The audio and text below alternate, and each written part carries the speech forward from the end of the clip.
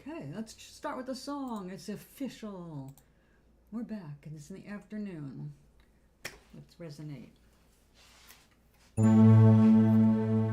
woke up feeling like I really don't belong. I can't explain it. When I close my eyes, I see a strange reality. Am I dreaming, or on the edge of remembering?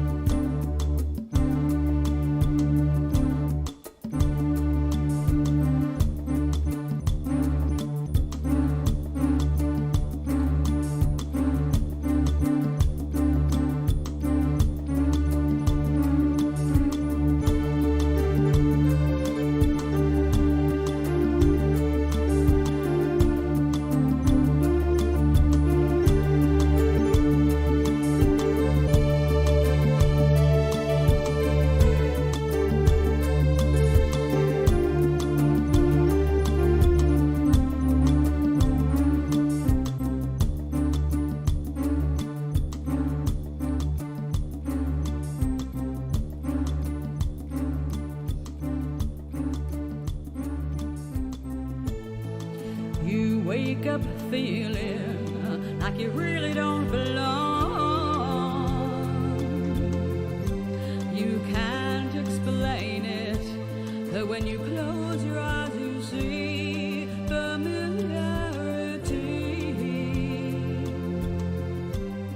Are you dreaming, or on the edge of remembering?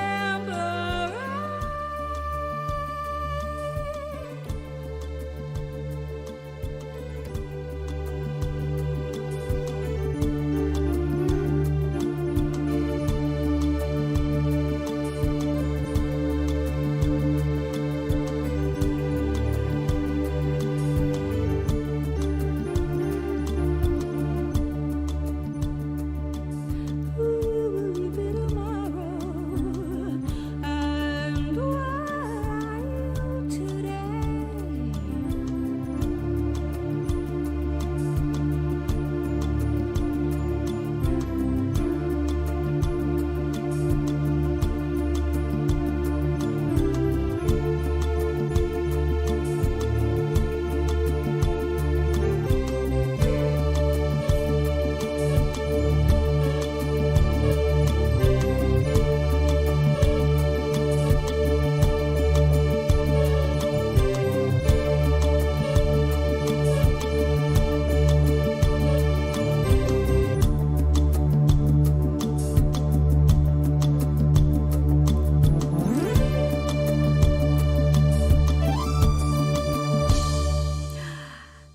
And welcome back, darlings. Thank you so much for stopping by.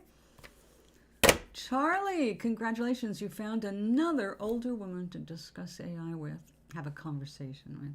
All right. Thank you for letting me know. Okay.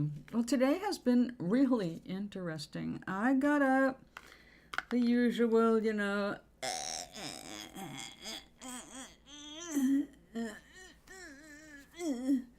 and that's morning. And then once I did that, I started moving around, and before you knew it, I was getting texts and stuff. But before that, I got in Twitter. It's like, you know what, I think it's time to delete Twitter and just start over, because it's just getting sicker over there.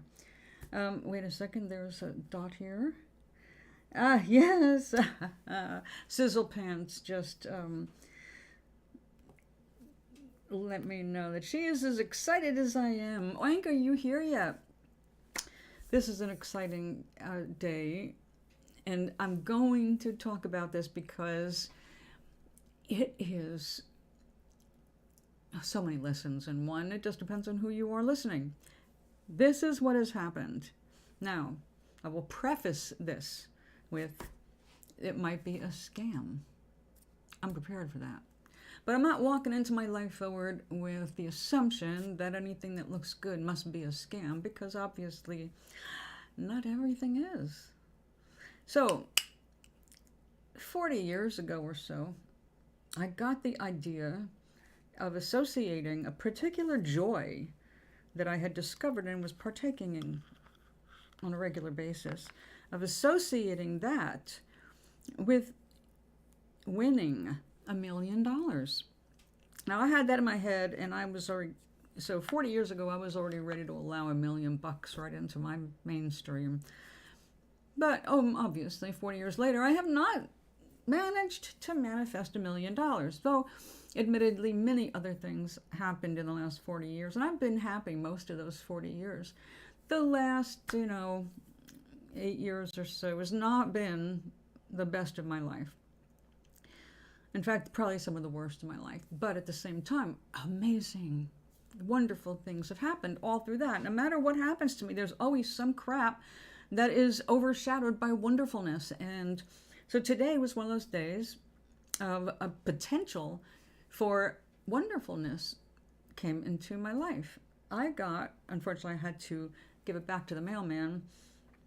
I got a notice that I needed to sign for a registered letter from Publishers Clearinghouse. Now, I already know that most of the scams for Publishers Clearinghouse come in over the phone and email, and Publishers Clearinghouse on their website is very clear that that's not the way they contact you, ever. And of course, they never ask you for certain details having to do with, your potential money. So, nor do they charge fees for you to collect your money. So, I'm aware of all the scams. And over the last 40 years, I did enter Publishers Clearinghouse a couple of times at least, but not a lot. The a lot was before I got married for the first time, actually. So before I was 28, I was gambling on Publishers Clearinghouse to rescue me from being a starving artist. I wanted to remain an artist, I just didn't like the starving part. So back then, I was doing whatever I could to enter those contests. I never missed a one. And of course, they faithfully made sure I got lots of magazines and offers for magazines. As a result, I read a lot of magazines because I didn't realize at the time that I didn't have to buy anything to enter. And it's still the truth. But it just happens that I entered the contest near the end, and I completely forgot about it because it's not the kind of thing I think about. As a matter of fact, I made sure that I got off their mailing list. So maybe all I'm getting from them is saying, this is a registered letter to say we got your request to be removed from all of our lists. Ha ha, we're giving away the money at the end of this month. So it's possible I'm getting we removed you from all of our mailings. Or see, I was just trying to get out of the email. Email was like nonstop. Once you sign up with them, and so that's how I know I did enter. And then it was like, all right, already. I entered. How many times do I have to enter for you to believe it? Stop emailing me. And so it could just be a legal notice. That is possible. But I am going with the, okay. Yeah, yoinkness. I just checked out some Gelinade. Nice. So the thing is that the power of feeling good, the power of feeling like, yes, I won, is like the most powerful feeling that you can emanate. The vibration of that is so high and so happy that it does attract money. You don't know where it's going to come from. Now, the idea that you have won something, even if you didn't, the idea alone is enough to generate energy. Get out of your own way. Instead of saying, oh, it's a scam, which we know, things can always be a scam. So you just are prepared for that in the back of your head. But if we're expecting always the most cynical result, then we will definitely not win shit because we're thinking that way. We're thinking as losers or unworthy or it's impossible. Basically, we're saying, I want this with the left hand, and then I'm pushing away with the right hand as soon as it gets near. So I was like, okay, maybe it's just a notice saying, yes, we got your request to take you off the date, get you out of the data banks. I did require that. I said, get me out of your data banks. I don't know what you're doing with my information, but I'm getting tired of all this weird mail I'm getting. So they agreed, but they agreed in a chat with the company. So it's like, okay, great. But February 28th is when they're giving away $10 million, and they're giving away the opportunity to get $5,000 a week for the rest of your life. Now, just because of that, I figure, hey, that's right, I'm going to be 69. That's not a whole lot of weeks that they would have to pay out before it just goes back into their bank, financing all their business. So, you never know, right? You never know. But the joy is the point. The joy, the excitement, the belief that you could be it. It could be it. That is power. That is the kind of energy you want to bring to everything that you want to draw to you. Because the universe knows what you want. You've already asked for it. I asked for this money, a lot of money, 40 years ago. I've never had like a lump sum winning of anything in 40 years. I have been rescued with lump sums, but I have never won free and clear, have to go to the tax man and pay off your share kind of money. So I'm curious. So I returned the RSA. I dropped the little permission slip to leave it in my mailbox for me. So I have a feeling it's not going to be tomorrow because they probably brought it back to the post office. But I did give them authorization to bring it back. So at the latest, Saturday, I will know what this is about. And we'll find out what it is. Scam? Maybe. But there is one telltale thing. It was the way it was addressed to me. Is the exact thing I use when I'm entering something so they can't tell if I'm a man or a woman. So that's how it was addressed. It was like, this might not be a scam. I think this really did come from the Publishers Clearinghouse. But like I said, does it have money? Let's hope. You want money?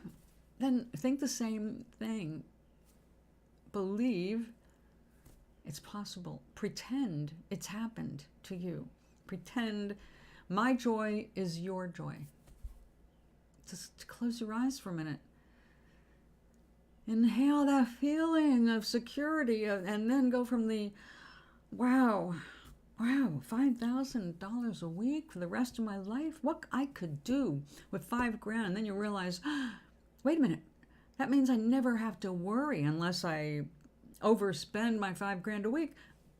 I never have to worry again about anything. I mean, nothing that money can buy. I'm covered. I can have a nice home. I can have medical expenses paid for if that's a problem. Whatever it is, there it is. You'll have the money for it.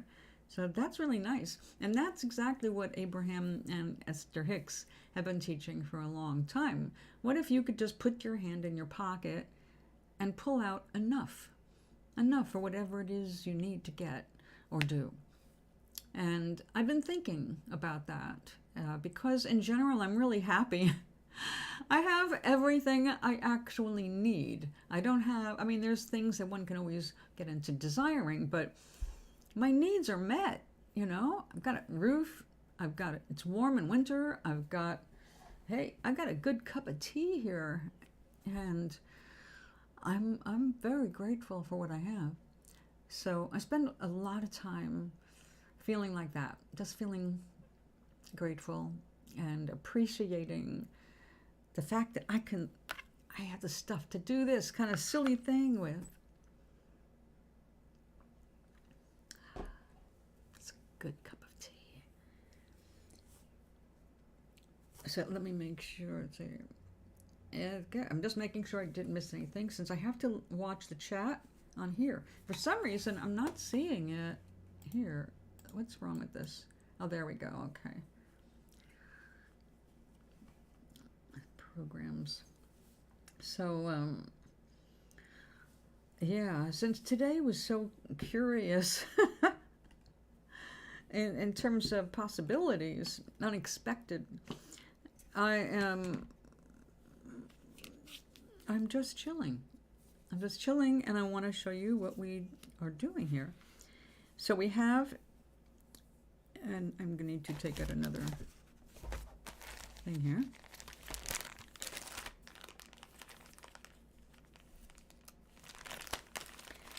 Yes, we need more of these little baggies.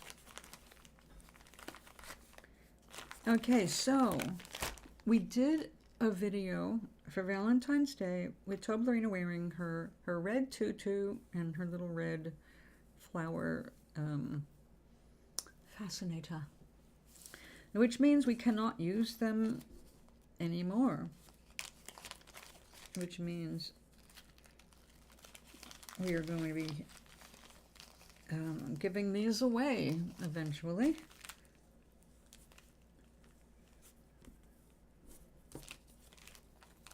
So cute. So that goes in that box. Okay. Let's see. Oh, yes. Pirate patch.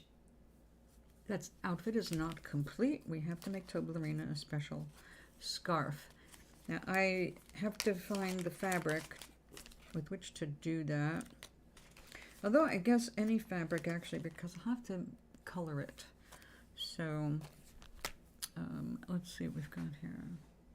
Oh, I used to keep it over here, but we moved into having a lot of boxes of stuff for Toblerina. It's no longer so easy. And that was already worn, so that's got to go.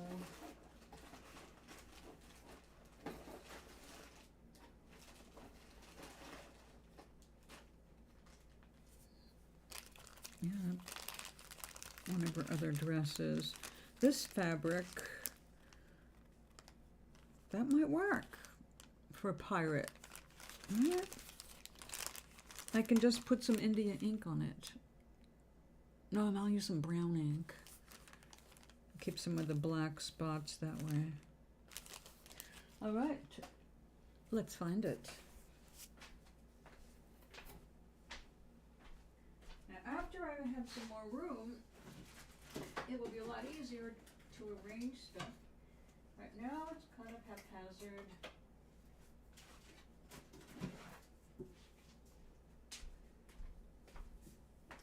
When we started doing the Toblerina project last August, this is what everything went in this one box.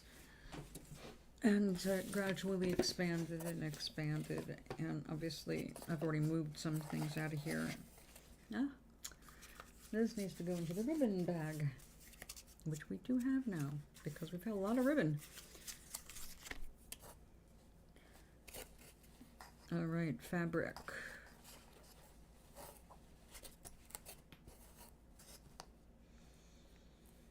Yeah, the silky stuff's not gonna work. It's too silky.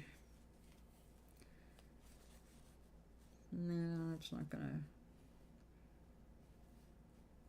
Nah. We'll use real fabric.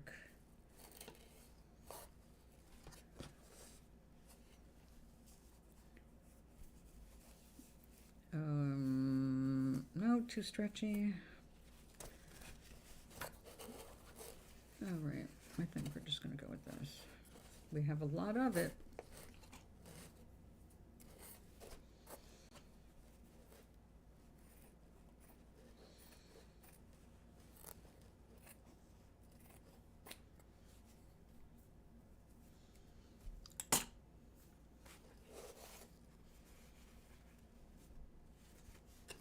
Now, I actually have one of those Halloween pirate things, so maybe I will be able to do like Toad, like me picture eventually. All right, let's see. We need to put this on something that can handle getting wet. So this is where she's going to be censored, top and bottom, like that.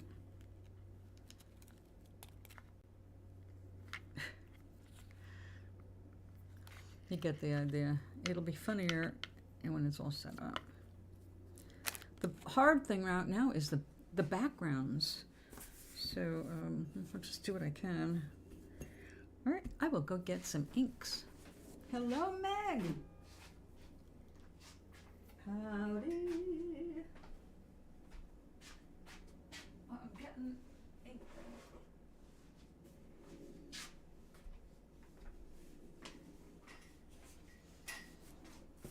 I made Toblerina a pirate patch.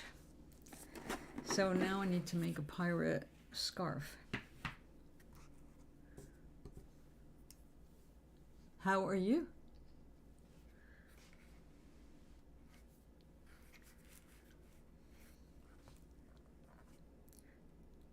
So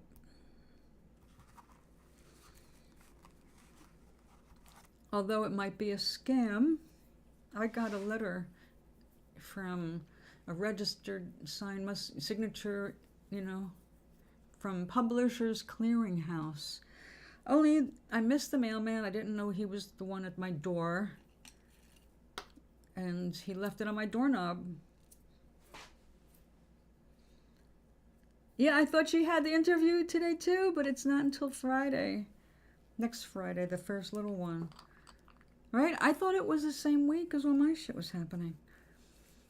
It's like, oh, we got that in common.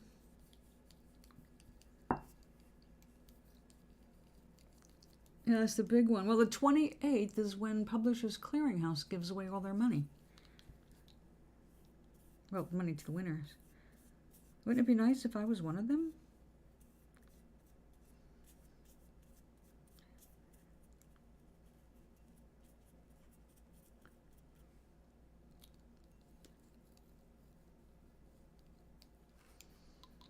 Well, we need me to win something from Publishers Clearinghouse.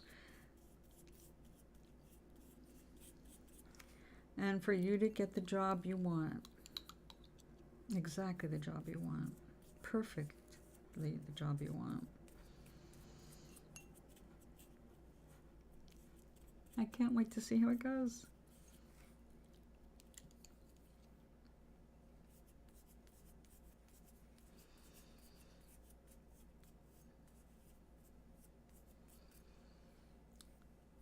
Yeah, I think we can make this happen a little faster by thinning it down and making everything wetter.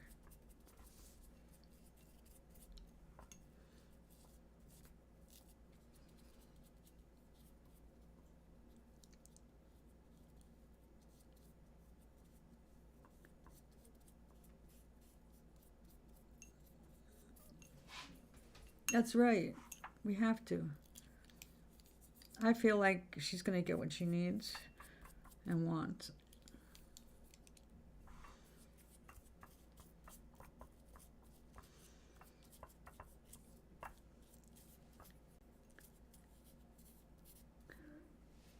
Well, I don't know what it is. See, I demanded after the last time I got just too much mail that was connected with third-party people, which I tracked back to, oh, it's because I entered a contest at PCH. So I went to them and demanded they remove me from their database, and they said they had no choice but to comply because I asked them directly. So it could be that I got a registered letter saying that they have removed me from the database and I shall not be bothered by them again. Or it could be a coincidence that they're giving their money away, the big giveaway of $10 million and a bunch of smaller prizes. on the 28th of this month. And I missed the letter because I don't know what I was doing. I was busy doing something. I didn't hear the door. He doesn't knock very hard, to be honest. I might have to have a doorbell installed because, yeah, either they bang the shit out of the door and scare me, or I just completely miss it. So it might be money, it might be just an acknowledgement of having removed me from the database as requested. We will not know until Friday or Saturday when the letter is delivered to me. I signed the little thing, and now I'm fairly sure it's not a scam. I'm just not sure what it's about, given that I did make that specific request from them.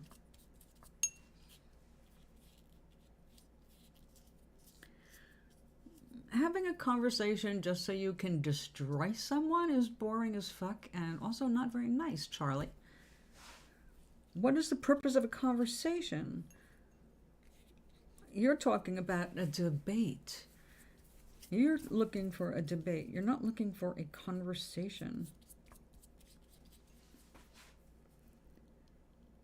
I know.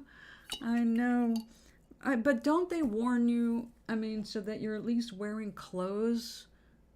Hold on. I just got out of the shower. Excellent, Charlie. I'm happy. Well, if that's what you set out to do, congratulations.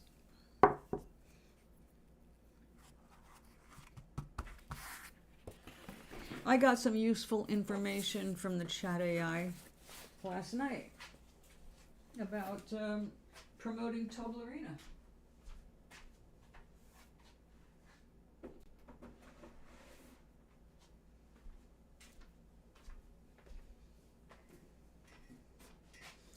It was a very good response, so I saved it.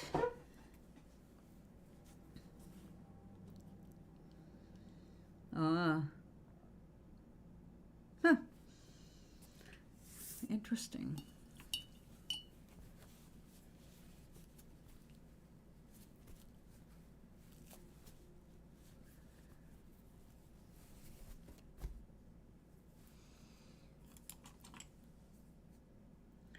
Why would I not? I told you I downloaded it.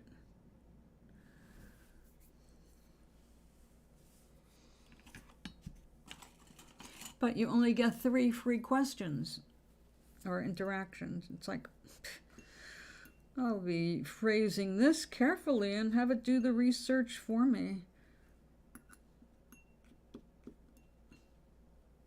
So I had to do some research for me. All right, that'll work. I just have to let it dry, and I will be able to start shaping it.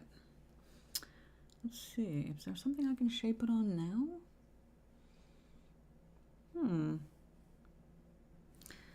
I can't do this right now because I've got the wig stuck on here. And there's our little finished sunglasses. Gotta be careful. I'm lifting. We don't want to knock that off. I might have to do more gilding. No. All right, let's see how the wig is doing.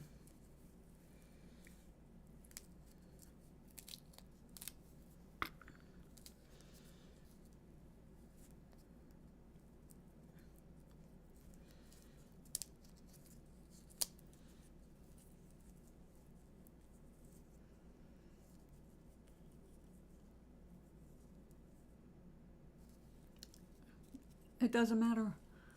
I got what I needed. I really don't have any desire to talk to a computer. I mean, I can't really think of why I would want to, personally. So it's like, that's why I said it was just not interesting at the moment. I thought I would really like to, and then when I sat down to it, it was like, no, really what I want is a research slave. when it comes to computers. I don't really give a shit about it having a point of view or anything like that. All right, let's see. We can get this crinkly. I need this to look wrinkled without it getting all over my hands. Okay.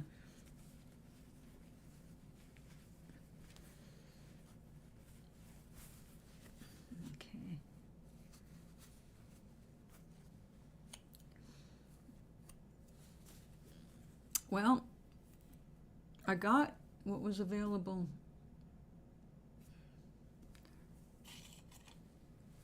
But the reason it doesn't matter is because I want to talk to humans. Because humans are more interesting to me. I don't need to have something mechanical to relate to. I'd rather just pick up a phone and talk to a friend. But I have a wide variety of friends interested in many different things. So I have interesting conversations, and I'm not at a loss for them. I realize that it still doesn't matter to me. You see, what I'm saying is, like, you have a particular desire to converse with artificial intelligence. I don't. Like I said, I only had one question, and I could have just sat and researched it myself on Google. So I just didn't have enough curiosity to go further. I don't have anything I want to say to it.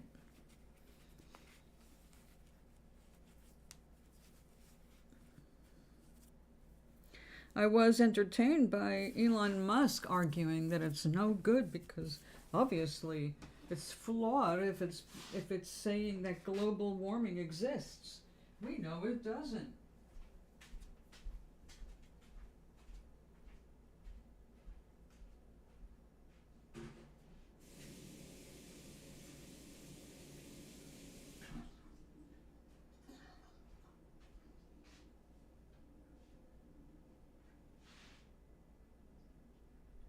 Ooh, yeah. Look what I got. Actually, I didn't get it. I made it. You don't have to help me. I'm not interested in it. I understand what you're saying. If I ever decide I want to do that, I'll contact you and say, "Okay, what was that link again?" I get the difference. I understand what you're saying. I'm just not into either one. Real AI or fake AI.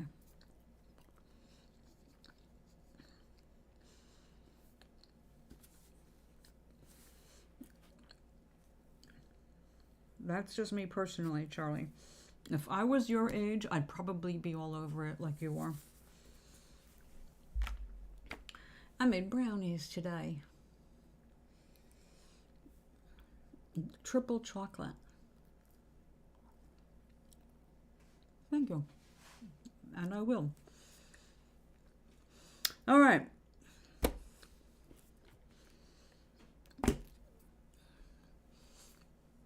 Why is joy and delight over something that has not happened yet and may never happen, as far as you can tell, why is it so important to connect with that joy? I don't care. It's just a sentiment.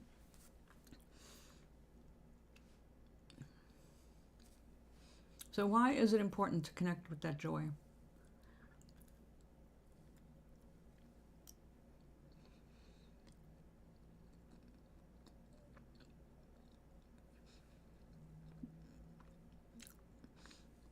That's cool. That's very specific, right?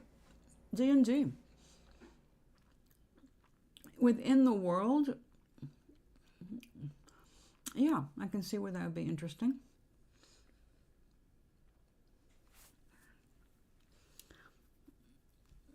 I think it'd be really cool if you could get D&D AI to become its own character. Was it of that nature?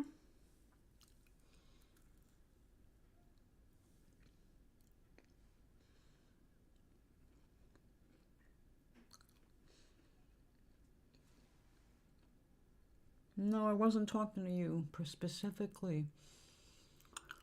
I was talking about something else entirely before you brought up AI again.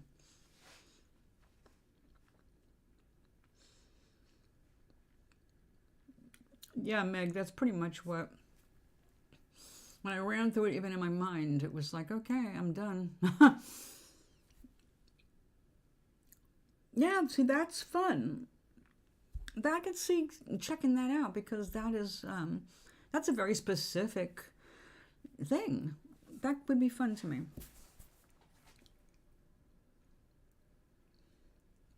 You too, Charlie. I wasn't talking about AI. I was talking about the importance of your feelings and why it's important to experience joy about something.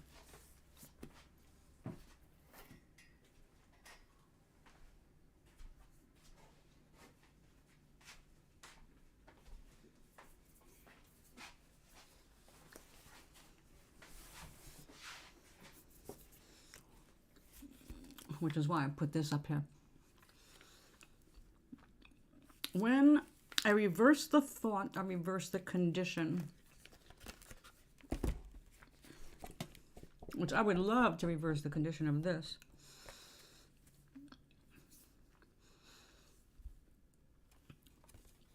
Here we have a wonderful illustration of drops falling into a pond, with each drop creating outward flowing vibrations, right?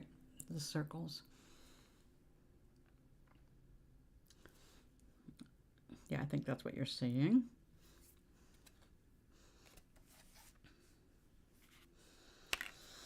Oh.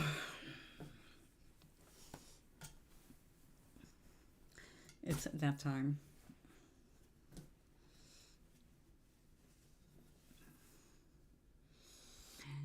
Okay. Whatever our vibration is, we can tell by how we feel whether it is bringing us closer or further away from our desires.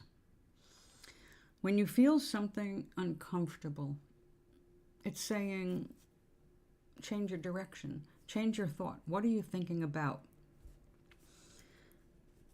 When you're able to maintain an attitude of, at the very least, gratitude for what you already have, gratitude for where you're at, gratitude in general. I don't think I have to go too far into what that means. Everybody knows, or everybody here knows what it's like to be grateful. Everybody here knows what it's like to appreciate what you have. But when we are in a bad place emotionally, when we're in a survival mode, when we are fearful, when we just get pissy and we don't even realize why, the answer to that always comes down to you not being honest with yourself. When you feel uncomfortable, what are you thinking? You have to catch that uncomfortable thought and go, okay, wait a second. Is this really the direction I want to go in? You'll have to come up with something that feels better so you can change the direction toward one that brings you higher, not lower. Unfortunately, it's too easy for people to get into the bottom feeder zone. Self-pity, oh my God. I've always known people getting into self-pity. You always run into them. Any office, you're going to find at least one person who's all about poor me. I don't want to be within 10 miles of anybody that's engaging in self-pity. Why? Self-pity completely relinquishes one's responsibility for their own life. Yes, shit happens, and at that point, when it's a really bad, shitty thing, and you had nothing to do with it consciously anyway, yeah, you may need 24, 48 hours to just go, oh God, all right, you need time to wrap your head around some big changes, things that are frustrating. But if you stay focused on that crappy thing that happened, you're going to invite more crappy things to happen. It's that simple. then that's when we start seeing the domino effect. And we set ourselves up all the time by saying things like, oh, bad things come in threes. Well, so do good things. And besides, they come in fives and twos and ones. I mean, who is regulating the number of things that happen to you? Nobody but you. So, yeah, shit's going to happen around you, but how bad it gets and how frequently something shitty happens is going to really totally depend on you and how you are vibrating in this world. We can't control other people. We can't control other people's responses. We cannot control their attitudes. We cannot control their next moves. We're lucky if we can guess what their next moves are. We're lucky if we can encourage someone to do something that's good for themselves. That's the extent of our power. The only other thing we can do is live as an example and say, look, I did it. You can. If I did it from here, you can do it from there. And one of the big teachings for Abraham is, it doesn't matter where you're at, you can still get there. You can still get to where you want to go, no matter where you're starting. I do not have to go drag up a whole bunch of stories, but you know the simplest search on Google will yield you thousands and thousands of success stories from people who went from the bottom to frequently the top. I have to say a bunch of these things, I like to see them every day because I find them very encouraging. And if I'm feeling, well, tired and stiff, then guess what? I found myself being able to smile and go, yeah, if that woman started doing this when she was 9 years younger than me, and now look at her, she's 91, and holy shit.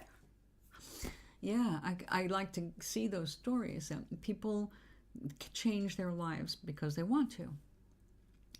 But the place you have to start with is your own energy, and you're not doing yourself any favor if you get stuck thinking about anything bad, especially the past. Pretty much everything you know is in the past anyway, so you're drawing up from your memory, and it's usually not 100% correct anyway, and that becomes an energy that you just keep dragging from old days to the later to now. And then once it's in now, it's manifesting an energy again. And if it's not a thing that you wanted to remember in the first place, and something that makes you unhappy or uncomfortable or angry, look what you did to your own energy. So it's like, all right, you were weaving a blanket and it was doing great, and then you're just going to not take it out. Okay, I see you. Now, let's smooth that over and repair this little bit of the weaving. You can do that with your energy. It's all here. You're conducting the energy. So, the universe also, just so you know, and this is why I'm cracking up about not getting that letter today. Oh, we can see Maui Aloha. The past called you yesterday. I didn't answer the phone. Excellent. I'm glad to hear it.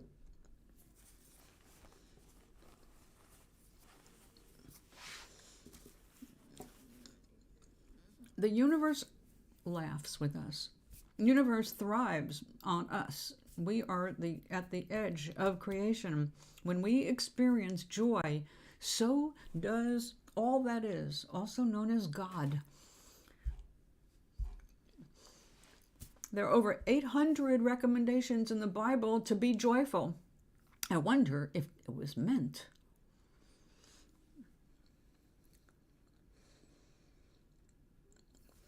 The past has no place to go. It's in your head. So, of course, every opportunity, everywhere it can slip in something from the back files, it will. That's why you have to just recognize it and don't react. You will react, though. So, okay. React. Just try to keep that reaction time shorter and shorter so you don't waste more emotional energy and energy on something that's already really dead subject. You can't bring the dead back to life, no matter what you do with it. Now, when I was studying quantum touch healing, something was said that really It just stopped me in my tracks. I went, all right, when I teach people how to do this, I'm not going to include this one thing. So I'll tell you what it is. I said the energy goes through anything except leather. And I'm like, really?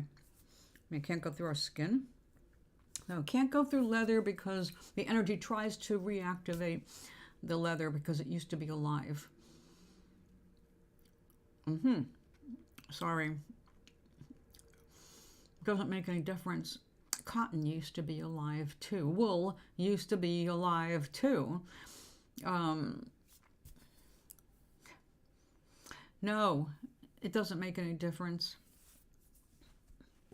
But if you're a vegetarian or a vegan and you're teaching it, then you're going to want to make it bad to have anything to do with animal death. So everything you watch is going to be interpreted through the eyes or the lens of the person doing the teaching. I've been finding all kinds of people ripping off, repeating the same shit over and over. Esther Hicks stuff. And it's like, okay, I saw one today. It's like, this person who's posting his Abraham Hicks stuff, you can tell by the title, they don't get it. They don't get it. They're just ripping it off because it's popular. And just, hey, subscribe to me. I'm making up these little things that you can borrow.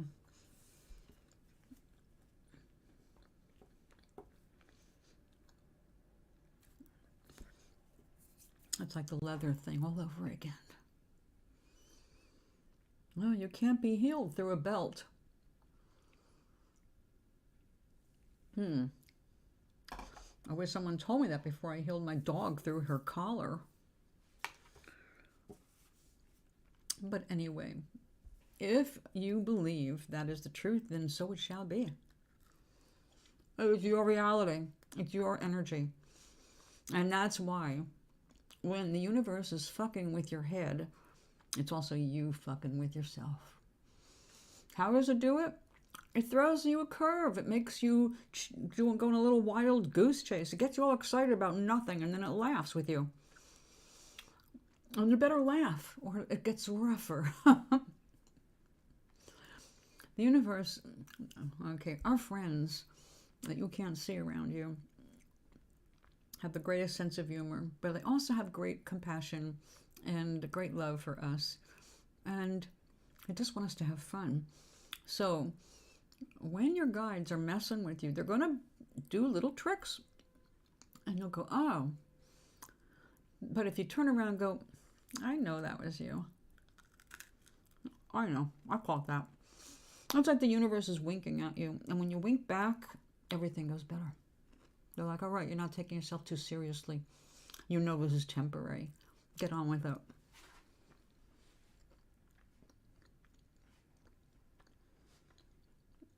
Hey, I'm going to get on that. Okay, let's see. Oh, that's the last brownie. I already ran 2 down to the assistant manager. I could just tell she was craving chocolate from up here. And the rest got given away tomorrow morning at the coloring table.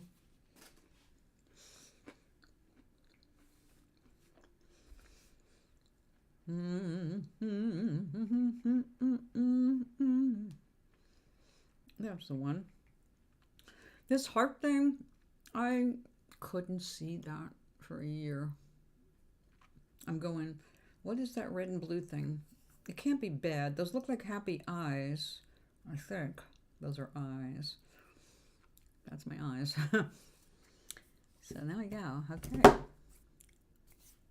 So the universe wants me to clean up my apartment. Oh yeah, me too. I've been doing that.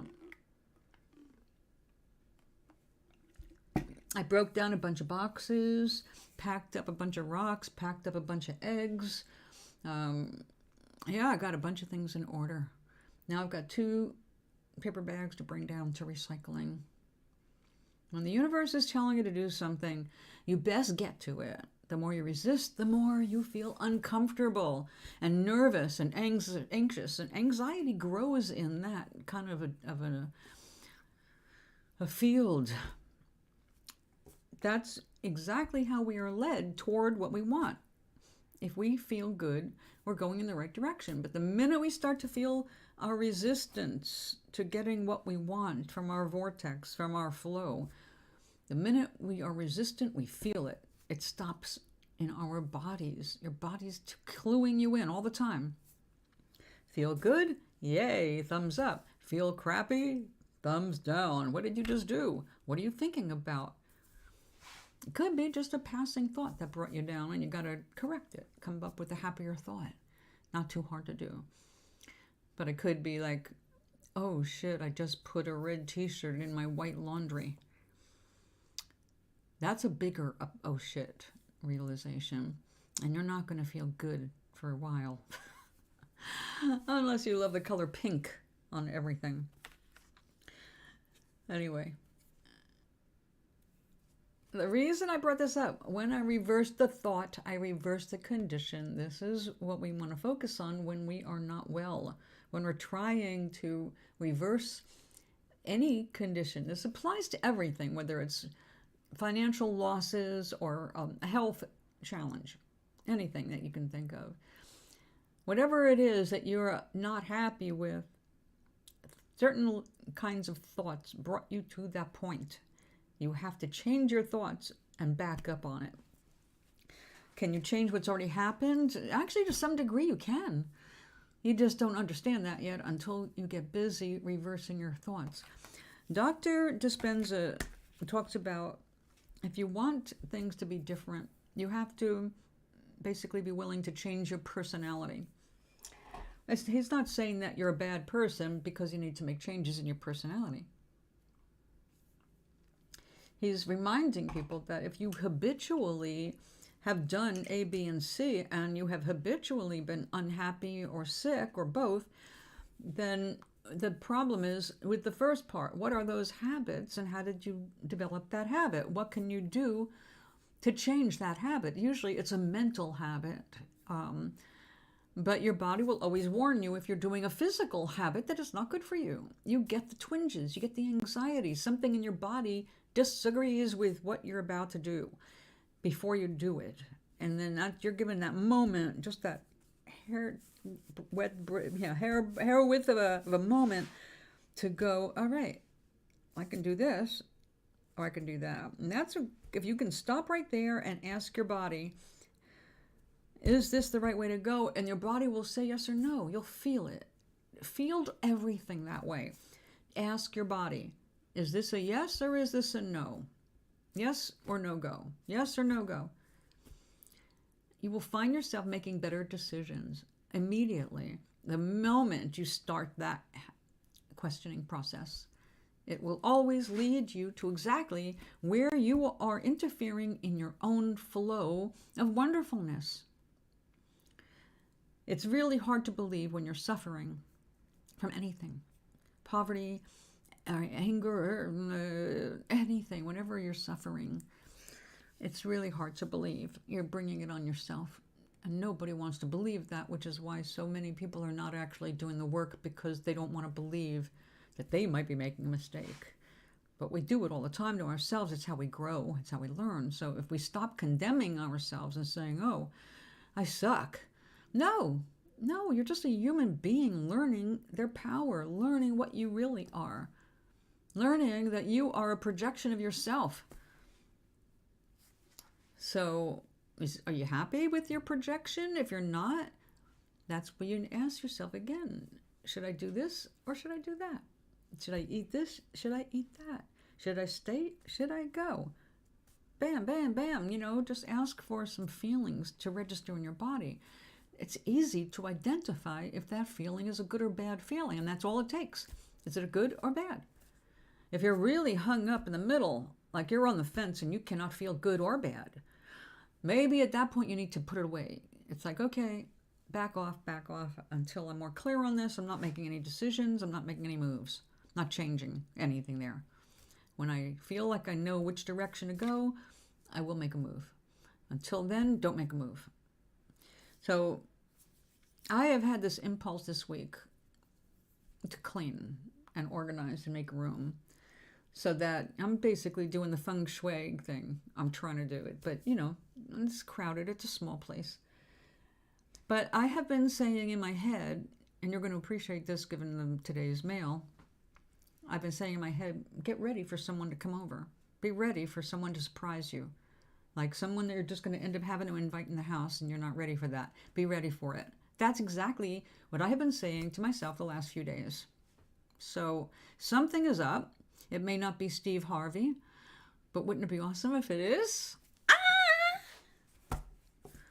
So that is where the good energy comes in. The thought that Steve Harvey could appear at my door, ooh, it feels good. It feels exciting. It feels like, oh my God, it could happen. But it might be something else about to happen. It might be somebody coming to deliver me just a large check, one of those giant paper ones, which would be funny as all hell. Something bigger than me. Hey, that's my hand on the top of this check. Look, I won $1,000. Whatever it is, I feel like I need to be ready. And so I've been getting ready, not knowing anything about what's coming. And I did not know until you told me, Oink, that Steve Harvey is the person that goes to the places. And I didn't even know. I mean, I forgot he was even associated with Publishers Clearinghouse. So don't know, but I'm willing to get excited about it, because if it's true, imagine what we could do, Butterlows. Oh my God. I can fly you out here. No, I am not going back to California. Although, okay, I take it back. The one thing that could get me out to California would be winning the Publishers Clearinghouse Grand Prize, because it has to be accepted in Rosemead. And I used to live not very far from there.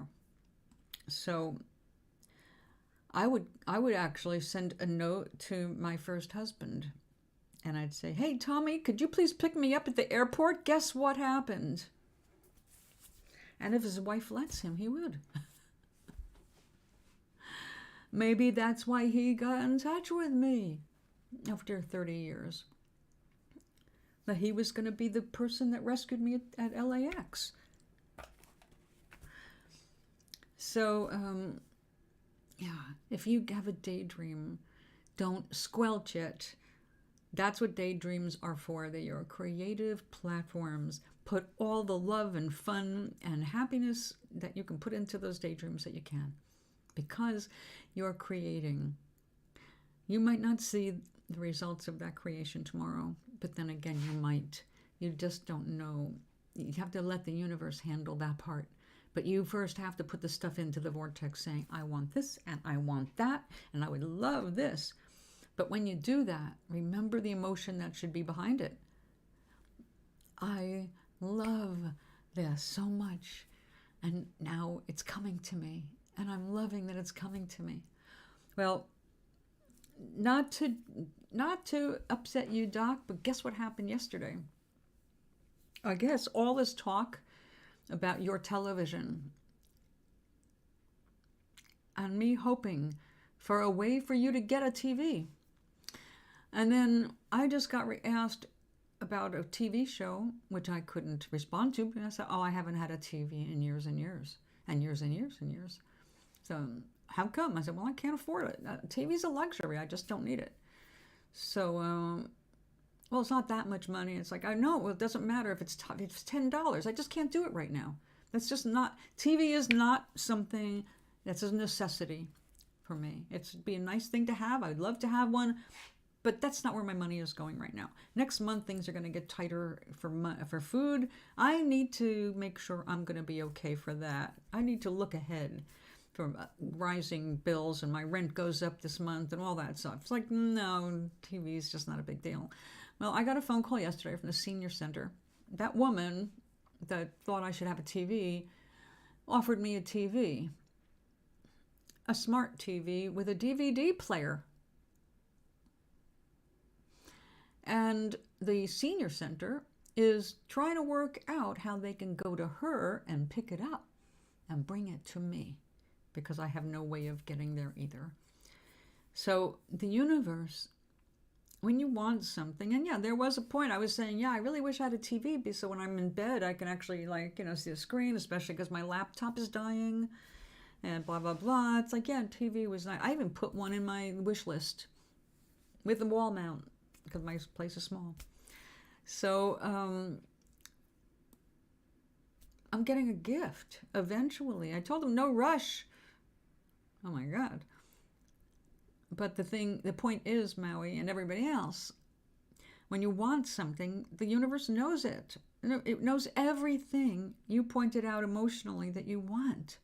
But you have to get out of your own way so that things can happen. So you also need to pay attention to your intuition. So let's say you need a ride to get your TV.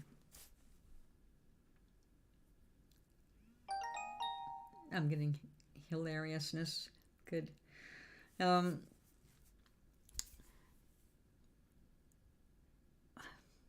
Sorry, I got distracted. That's right, I'm getting a free TV. Eventually. Now, it's coming from a person, not a store. I didn't win it or anything. It's someone who has a spare TV, I guess, and they don't have use for it, so they're giving it to me. But I wasn't like all hot about it recently. I was hot about you getting yours. So the point is, if you listen to your intuition, whatever your need is, there will be a way of it being met. So you need someone to get you to a store to pick up a TV. You have to listen to your intuition and ask the right person at the right moment.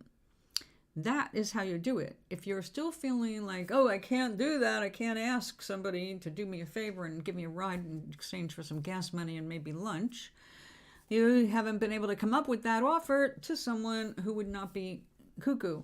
But you have thought a lot about Mrs. Cuckoo, and Mrs. Cuckoo is the one that keeps calling you and trying to connect with you, right? Not a sane person, but the craziest. Somebody who brings drama to your life. So that's the imprint she's left on you. And you keep bringing it back to mind, so you keep recreating that energy vortex for her to get sucked into. You have to close that energy vortex with her and open up for better possibilities, that your prayers will be answered through another person. But what's required of you is that first you close that door on what you don't want and open it to what you do. You cannot keep the one you don't want in your back pocket like, oh, if I really get desperate enough, I'll call Crazy Lady. That's the wrong energy. You're feeding Crazy Lady with that. You're sucking away your good energy and thinking about drama.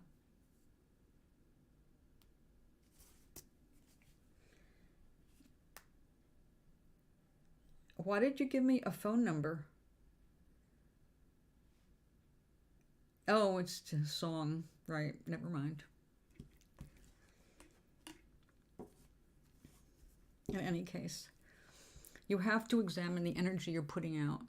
And when you are putting out the right energy, you will be inspired. You will look at a person and suddenly know that that's the person you're going to ask for a favor.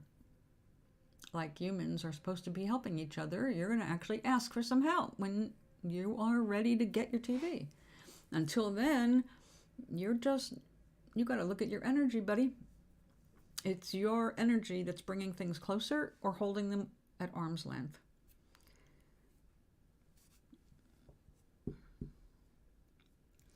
So we know you're a 10. Use your power. Instead of undoing yourself, do it up. And if you are getting the message to clean your apartment, why aren't you? What else are you doing during the day? Or night?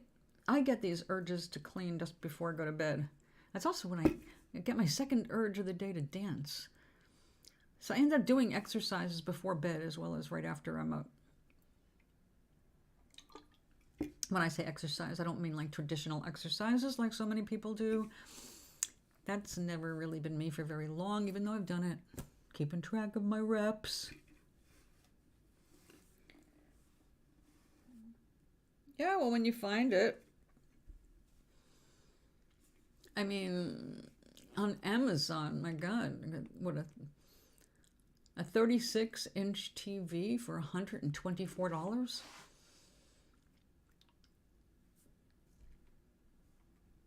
I mean, they're not the most expensive things anymore. I know you can go way up there. All right, they're good.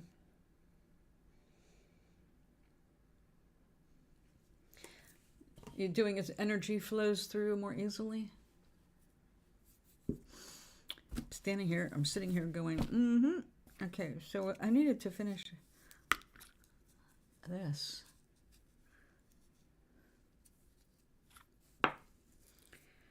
We have the pussycat ears that need to go on this. But I have to do this on the original Toblerina first to make sure I've got the size completely correct. Hold on. I've placed live flowers in a vase in my bedroom. Brilliant! Very feng shui. Good for you. Remember, no dead flowers indoors. Only fresh. Wonderful. Isn't it cheerful? Doesn't it feel better? Just having them there to smell and look at. I do love live flowers.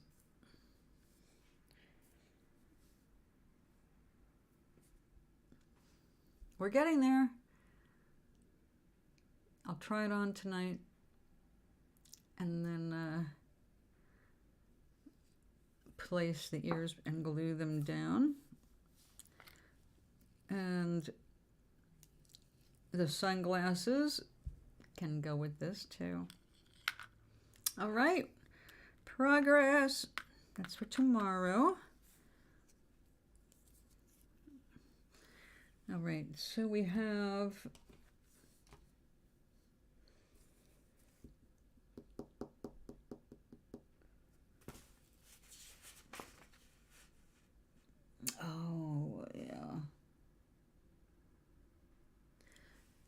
okay, the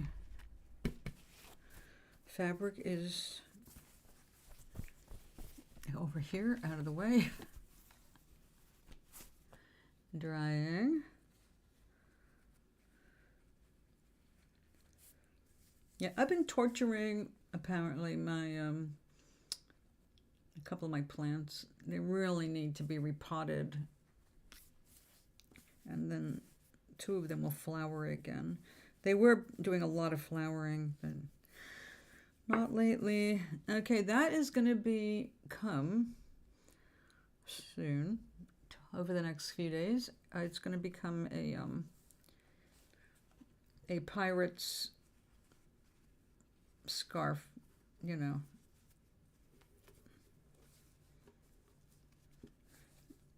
One of these kind of things. But I needed to dye it. And I used the brown ink that's got some gold in it, so it's also got a little sparkle to it, which you know I love. So we'll just let this dry. Dry there. Okay, next. Do we want to put that in the wash? Probably not. I'll end up with ink dissolving into my clothes. Oh yes, we were doing a rainbow.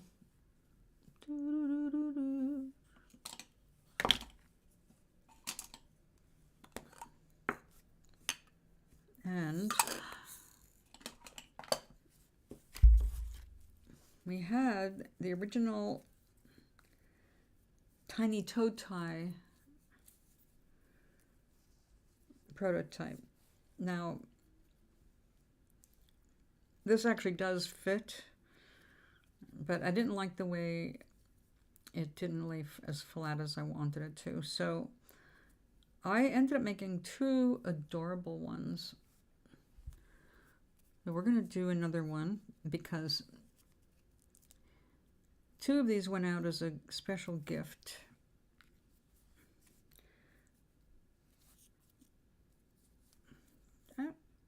Yeah, that's the super skinny. That did not come out well. This was another prototype. I was trying to get another style of tie. Now, wouldn't you figure, after I got these done and sent a couple of them off as a Christmas gift to a certain famous person,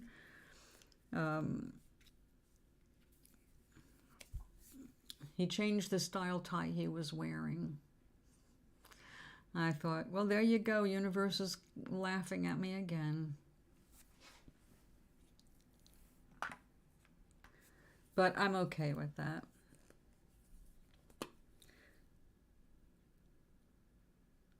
So, Maui, what kind of flowers did you get?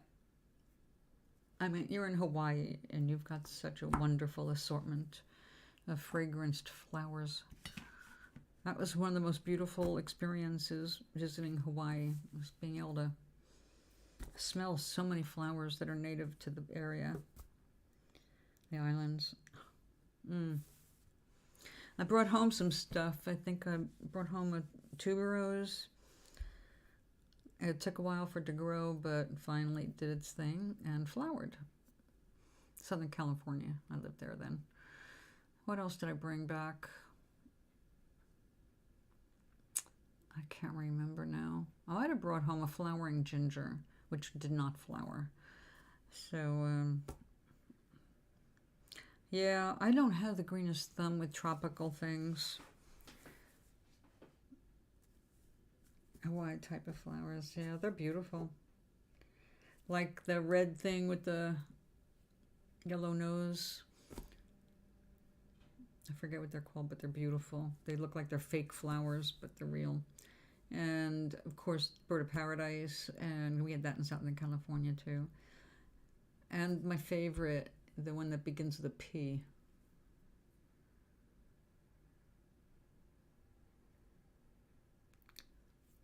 Proteus. That's it, Proteus. Proteus is just amazing. It doesn't look real. First time I saw them was at a Los Angeles flower show, and when you walked in, there was a huge vase of one particular kind, but in slightly different colors, and they looked like feathers. They did not look real, like real flowers at all. And it was the first time I'd ever seen them. I just fell in love when I found out they were real. I thought somebody had made them as a display. Like, oh, you're at the flower show in Southern California. Here's something really weird. It's made of feathers. Someone sat here and made these fake flowers out of nothing but feathers. Isn't it cool? Go inside and see the real flowers. Now I know better.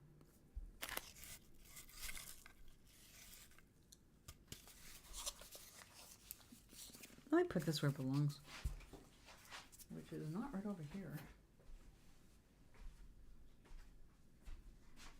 Where are you?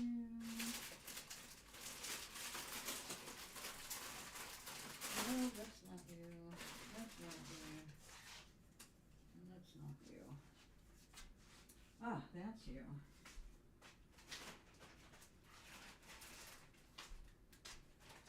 See, we started out with this, and now we have this. Also a good variety.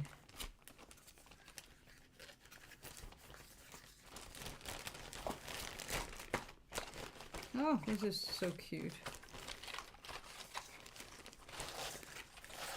Yep.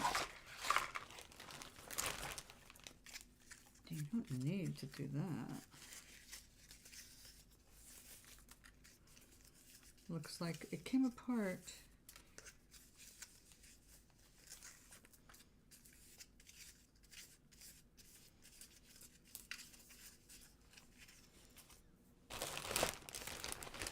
I do not know how that happened, but it did. So let's see what I'm going to do with this. I guess we're just going to show it back in there.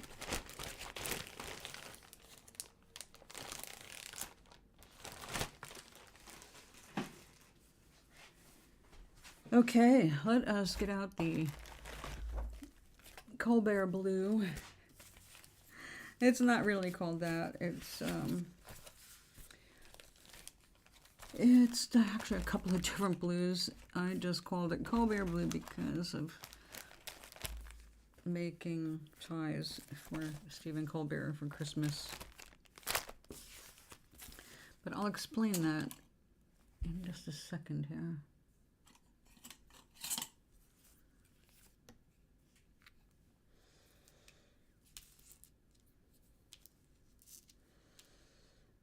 I wonder if I just did that without making go off to the side.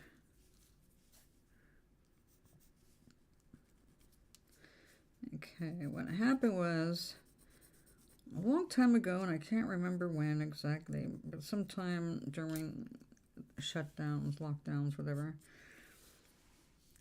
I started watching late night TV on the internet because, well, it was a fun thing to do.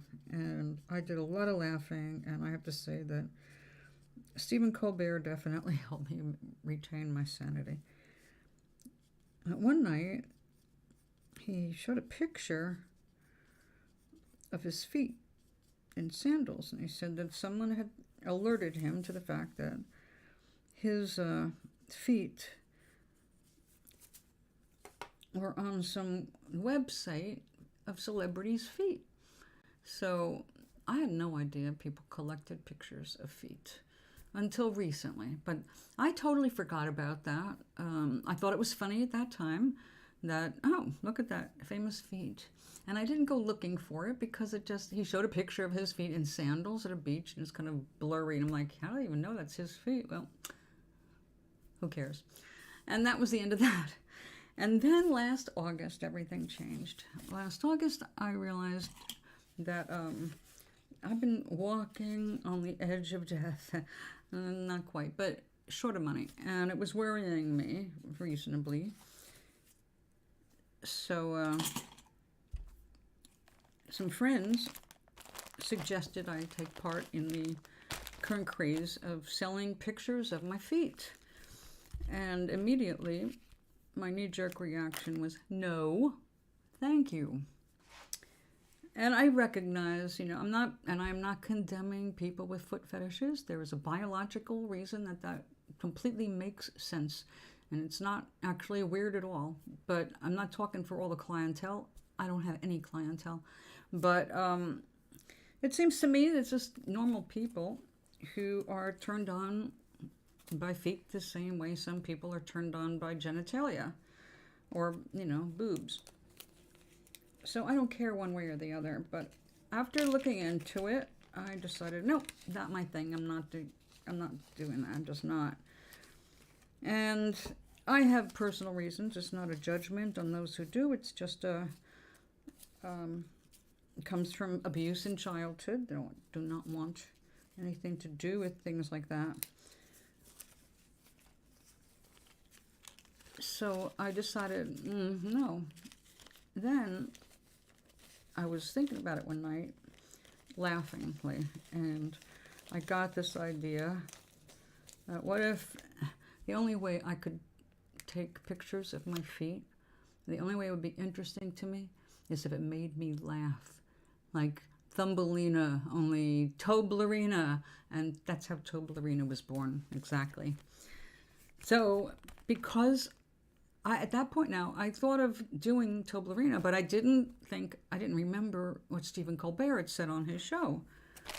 That came just closer to Christmas, and suddenly it popped into my head. I remembered that segment and went, oh God, I gotta send him a couple of tiny toe ties. So I went and looked at his a few of his videos, and it just happened that the ones I caught he was wearing ties. Well, kind of like that. They were gold. They had gold stripes, a little bit of red, but they were nice and blue, and it's a really pretty blue. So I said, okay. So I got rice paper, and here I've got the, the whole thing.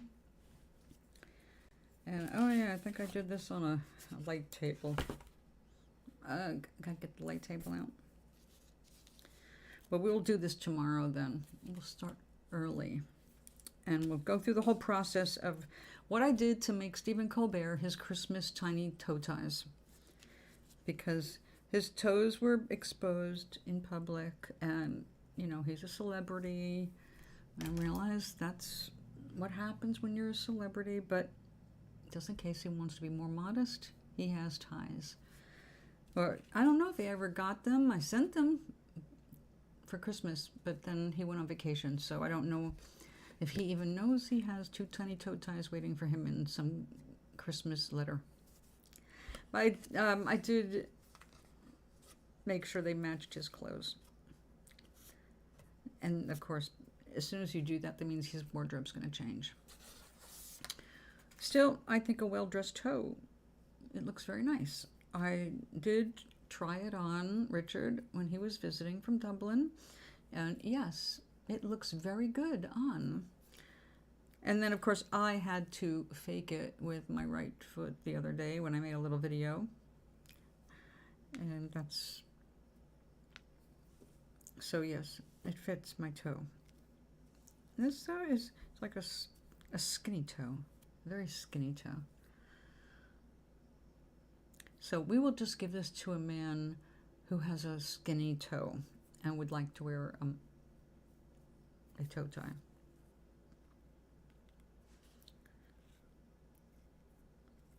So I think what I'm going to do is on Twitch, because we're already set up for that. In another week, well, no, we'll do it in March because it's a lucky month, right? My birthday month. We'll do a giveaway on the Twitch channel.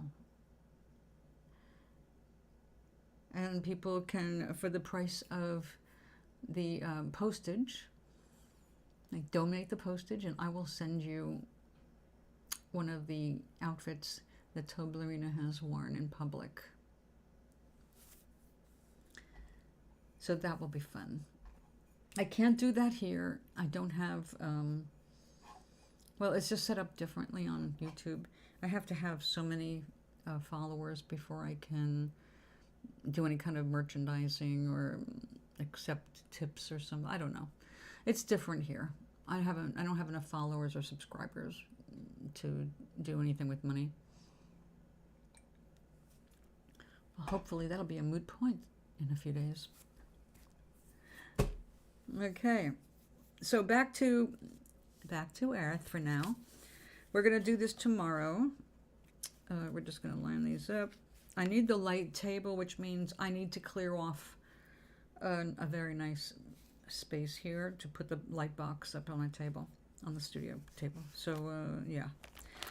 Also, what we want to do this weekend is we are going to make another costume for Toblerina. We're going to turn her into an ice cream cone. And for that purpose, I have the white paper clay. So we can make her a soft serve.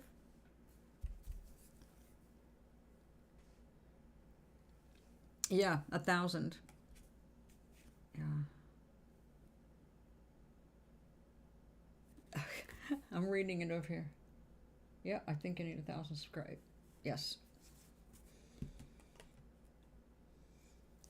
Now, I noticed people doing t-shirts and all that stuff, and I don't know exactly how all of that stuff is done. I know on Twitch they have a merchandise store that you can pick and choose from and make your own things and sell through their store, but that's like selling through Zazzle. So I am not that interested. I might just take stuff to sell and put it on my Etsy shop. You know, anything handmade can go on Etsy. So you may be looking at Etsy. I'm still weighing some of these options. So it's just, I've never set anything up to make money that wasn't something I made myself. It was an actual thing to make and sell. And this is not making and selling. Other than if somebody wants to buy a hat once it's done being used. Now, this is going to be, if I do this right, it's going to be a pride hat. I want to do a rainbow of beads. And I'm still collecting the beads to get all the colors up here. And it looks like right now it's looking like it's going to be pastel rainbow, not a bright, bright rainbow. Which I might change up the next time I can get to Michael's. So this may take a little while. I have to go see the beads. They have to be the right size and the right colors and blah, blah, blah. I need to just see it with my own eyes. I can't buy it online because I just can't afford mistakes. And I have so much in beads. But I got beads for me, not for my toe. The closest I got to making something for my toe was making ankle bracelets. But ankle bracelets could use beads this big, and some of them were like that. I love these beads. This is waiting for me to restring so I can wear it around my neck. All these beautiful muted shades.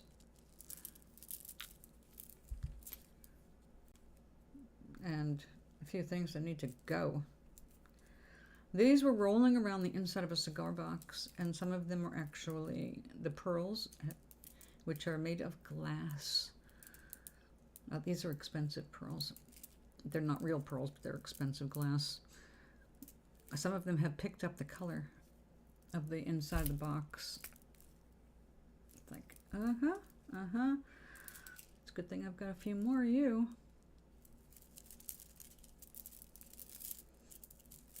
But yeah, I love beads. They're so fun. You can make your own things, you know, whatever turns you on. And I think when I first started wearing them, I didn't wear them on my body. I mean, I wore them in my hair to hold down the braids. I made like a dozen braids in the bottom of the braids. When I had something I could thread it with, I did a bead. And when I couldn't put a bead on my hair, I made them out of tin foil, and I made it to look like they were silver. People thought I was wearing silver in my hair, which it was okay with me because the fashion was real silver. They used to call it liquid silver when they started making those thin silver beads. It looked pretty cool. Until they went oxidized. No, they were not cool at all. The stuff was hard to clean.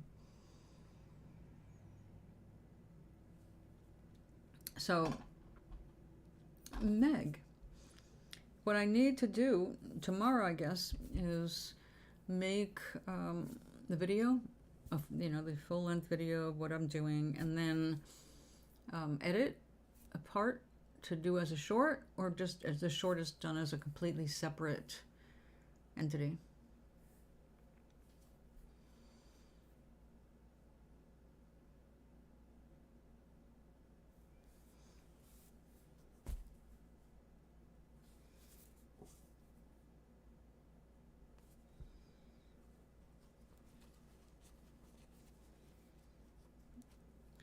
I know what I can do right now. My feathers are getting everywhere.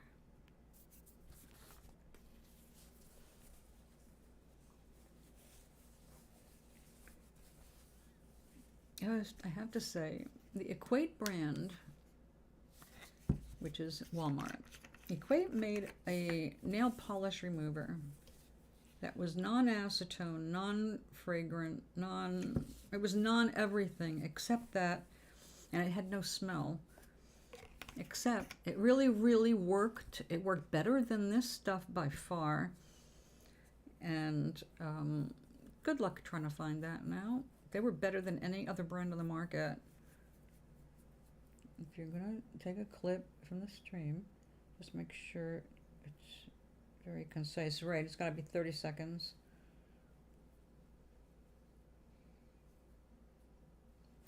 Oh, I know. I know. As a matter of fact, there's so much out there that I've been shortcutting it. So I know exactly what you're saying.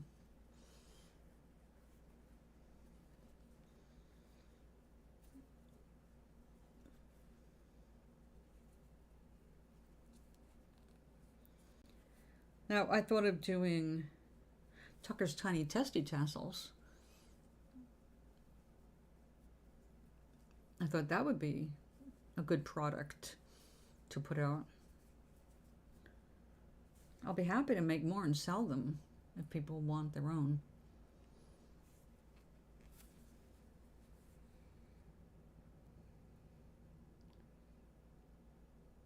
Right. Right, exactly. Oh yeah, I get that. That's why I think I'll wait until tomorrow so then I can be as concise as possible.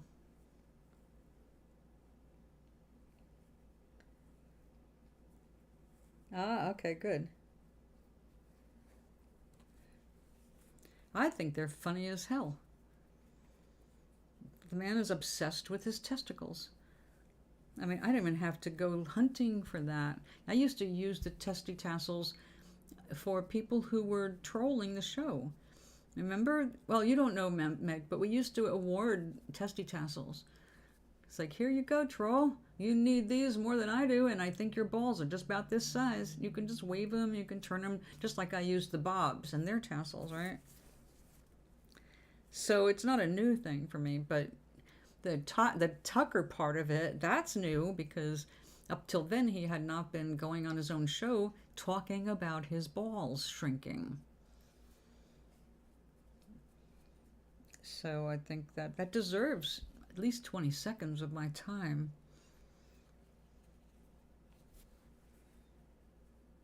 Oh, the Hairball Award, yes. Yes, yes. And I would bring it back out, but we are not getting trolled. We haven't had troll problems in a long, long time. Not that I'm asking for them.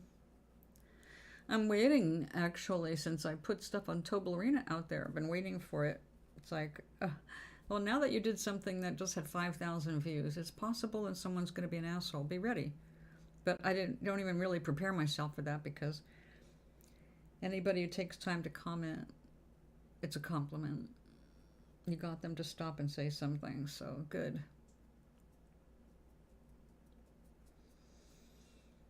And I think my Hairball Award and my Tiny Testy Tassels are really suitable awards.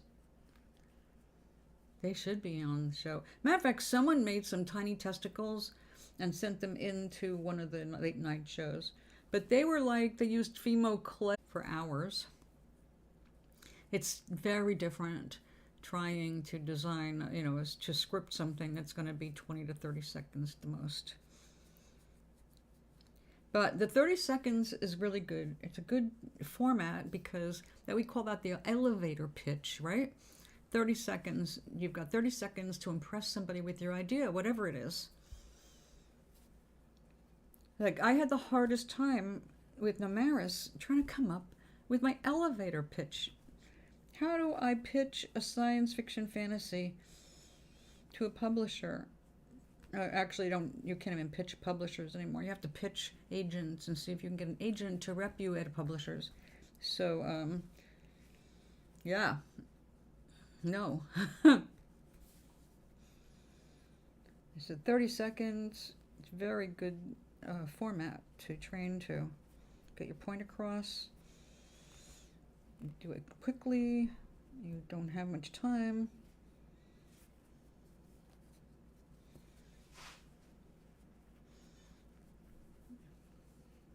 Okay, I'm just getting this out of the way. I have so little patience for this, and I can't stand the fumes. So I have to do it here because it's the only place I've got any kind of ventilation. Although I guess if I want to do better, I can go in the kitchen. But there's nowhere to sit down. Now that is something I would love to have, a bigger kitchen. I really would. Not a lot bigger, but yeah, I do enjoy cooking more than I used to. And let's face it, there's no storage for anything here. So it's a bummer if I want to invest in any appliance, or like I was looking at the KitchenAid, the mixers, you know, and the cheapest one was like $150. Cheapest, smallest. Like, actually, the one I would probably be more inclined to get if I was going to invest is closer to $400 for a mixer. Like, well, I mean, no, that's not in my budget. I've been kind of hoping someone would have one they don't want to use anymore, and they'd be willing to say, here, just put it to use. You can have it. It's just sitting here getting dusty. Because everybody gets something that they don't need anymore. It's like, well, make room for other shit in your life. I give stuff away all the time. In fact, I'm waiting for somebody to pick up a microscope and 100 specimens of microminerals. Okay, take your time. Take your time. Please do not rush.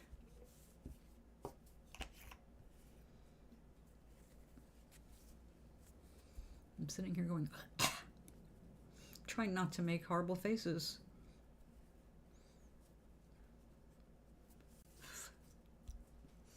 In fact, I'm going to actually go and, the poor plant looks like it needs more water. I'm going to open the windows up a little wider and get some more air. Well then, first we do the bedroom.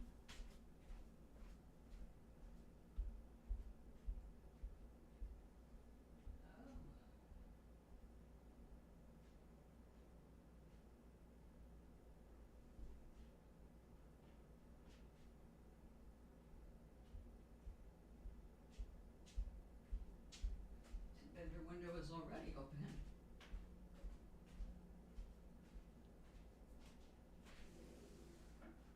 Come on in, air. I need you.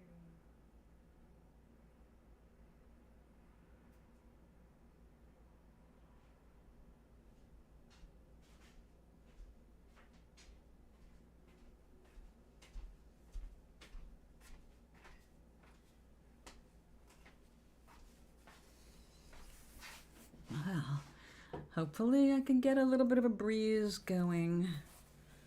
That's not happening at the moment.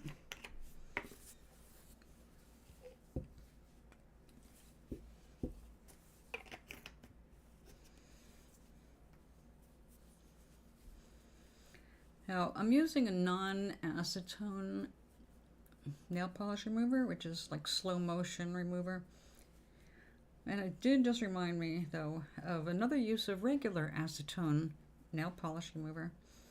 And it was an artist who taught to me. He was an acrylic artist, and he used a particular style that required a lot of squeegeeing of paint across canvas, trying to get a glass smooth result. I just would have gone with masonite, but canvas you have more control over in terms of size and shape, and that mattered for him. So he didn't use standard sizes, so he had to do his thing. Anyway, I digress. One of the problems with canvas, as you noted, has this texture, and when you put your gesso across it, if you are not careful, and even if you are, very likely to get little air bubbles that just form from bringing your medium across the canvas fabric. So he would do a layer, and then he'd go back in, and he would use some acetone on a rag, and kind of scour the areas where there were air bubbles. And sometimes that was enough, and sometimes he had to use sandpaper. But he would eventually get it smooth, and then he'd put another layer and go through the same routine, sanding, acetone. But the trick with the acetone really was helpful to me. I already knew about sanding gesso, but the acetone saved me so much effort. Just putting a little bit on a point of it, and then scrubbing out a little problem. So once I learned that trick, it was like, oh, if you have a little too much paint where you don't want it, or you didn't catch it when it happened, a little acetone will very likely save the day, instead of you trying to do a color match and fix it that way. So I mean, there's more than one way around a problem when it comes to working with acrylics. Over, I'm working with enamel, nail polish enamel, and it's extremely stubborn. It does not really like non-acetone nail polish remover. I have to say, whatever this is, it smells bad enough to be acetone. It's called, paraben-free, extremely flammable. I can believe it. Compared to Q-Tex, non-acetone nail polish. Okay, fine, but I forget what's. Oh, I can't read it without glasses. What am I saying? It's got an expiration date. This has an expiration date. I have never seen an expiration date on a nail polish remover. Well, the first time for everything.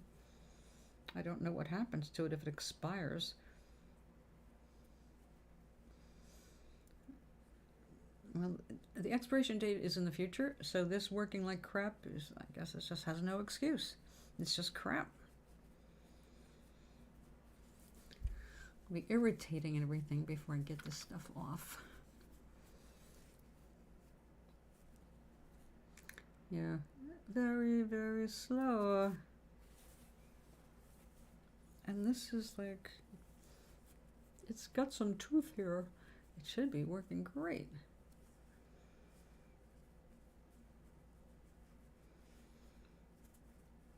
Mm-hmm.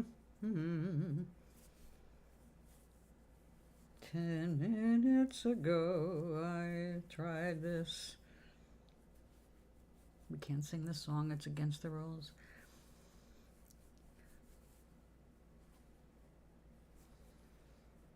Now, I did come across something funny today. It was just weird, funny, but it was funny. I don't know if you heard it, but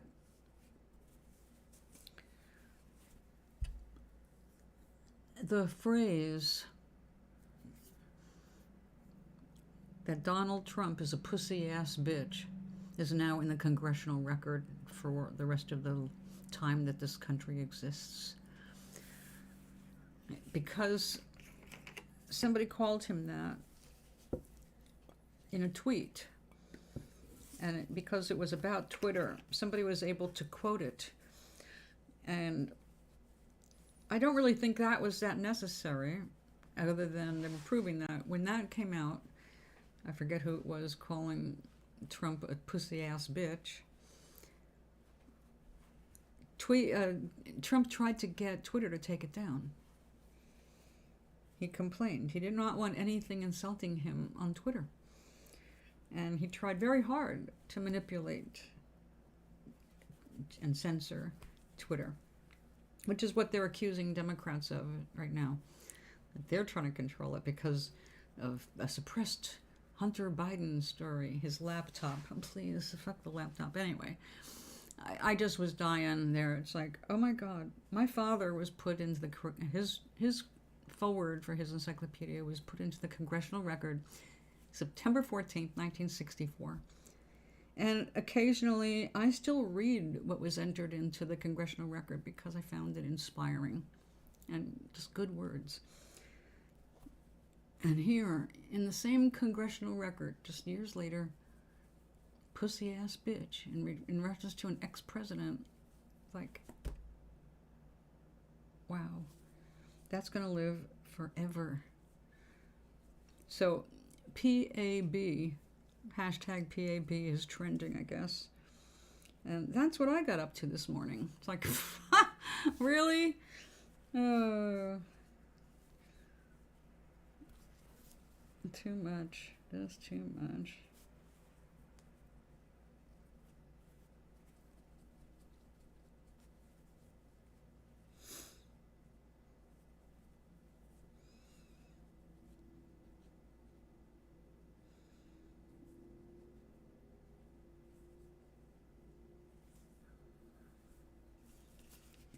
Oh, come on. We're almost done with this part, which is good. It's making me sweat.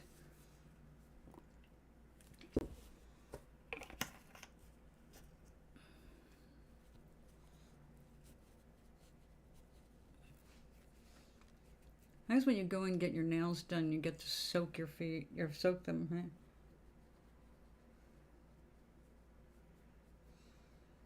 There's no privacy, but your secrets are pretty much safe. You have to understand what they're listening for, what's being tracked, what's not being tracked. You are nobody. They don't care about you. You hold no secrets. You're not threatening the government. You're not threatening other people. You don't exist. You're just data. You're just data that watches what you are watching to see how to advertise to you. That's all it's about. What can we sell you? What can we sell you?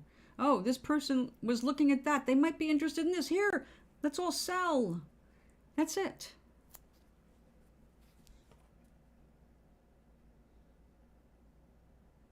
Oh, lucky you. Yum, yum, yum. What did you order?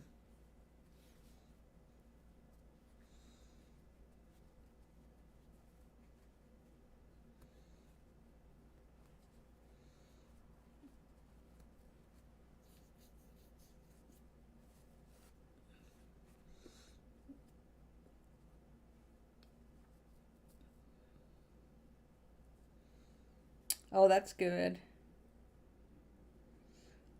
I don't do the crab rangoon because it's deep fried, but I will do the chicken, and I do a spring roll. Now I know how to make spring rolls, and I discovered a shortcut. It's like just logical. If you want to, like the spring rolls typically have, and I'm talking the cooked ones, not the spring roll like you deep fry or pan fry, not the raw ones in the rice wrappers.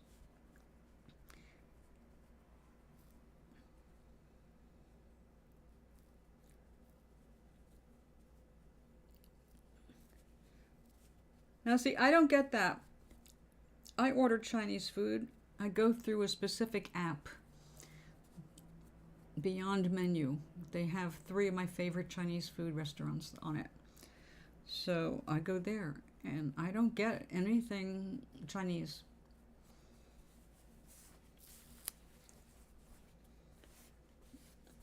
Yeah, but if I did, it wouldn't bother me because they're giving up the Chinese restaurants. And it's harder to find one. We gotta support the good ones because they're going out of business.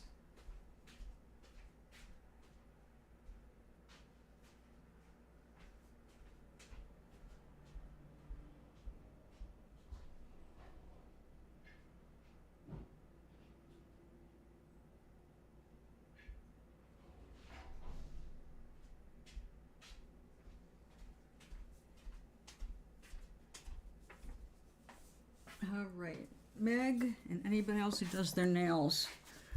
This is the best stuff I've ever used to remove nail polish. It is the least offensive. It doesn't have nasty smell. It doesn't dry out your hands. Like, I've got to go wash my hands now because of that. Equate Beauty. Nail polish remover. Odorless, acetone-free. Biodegradable formula. Made with organic ingredients and infused with vitamin E oil. This is the cheap brand, and I never did see the original brand, but I can't even find this now. But if you can find it, it's worth buying. It really is. It's good.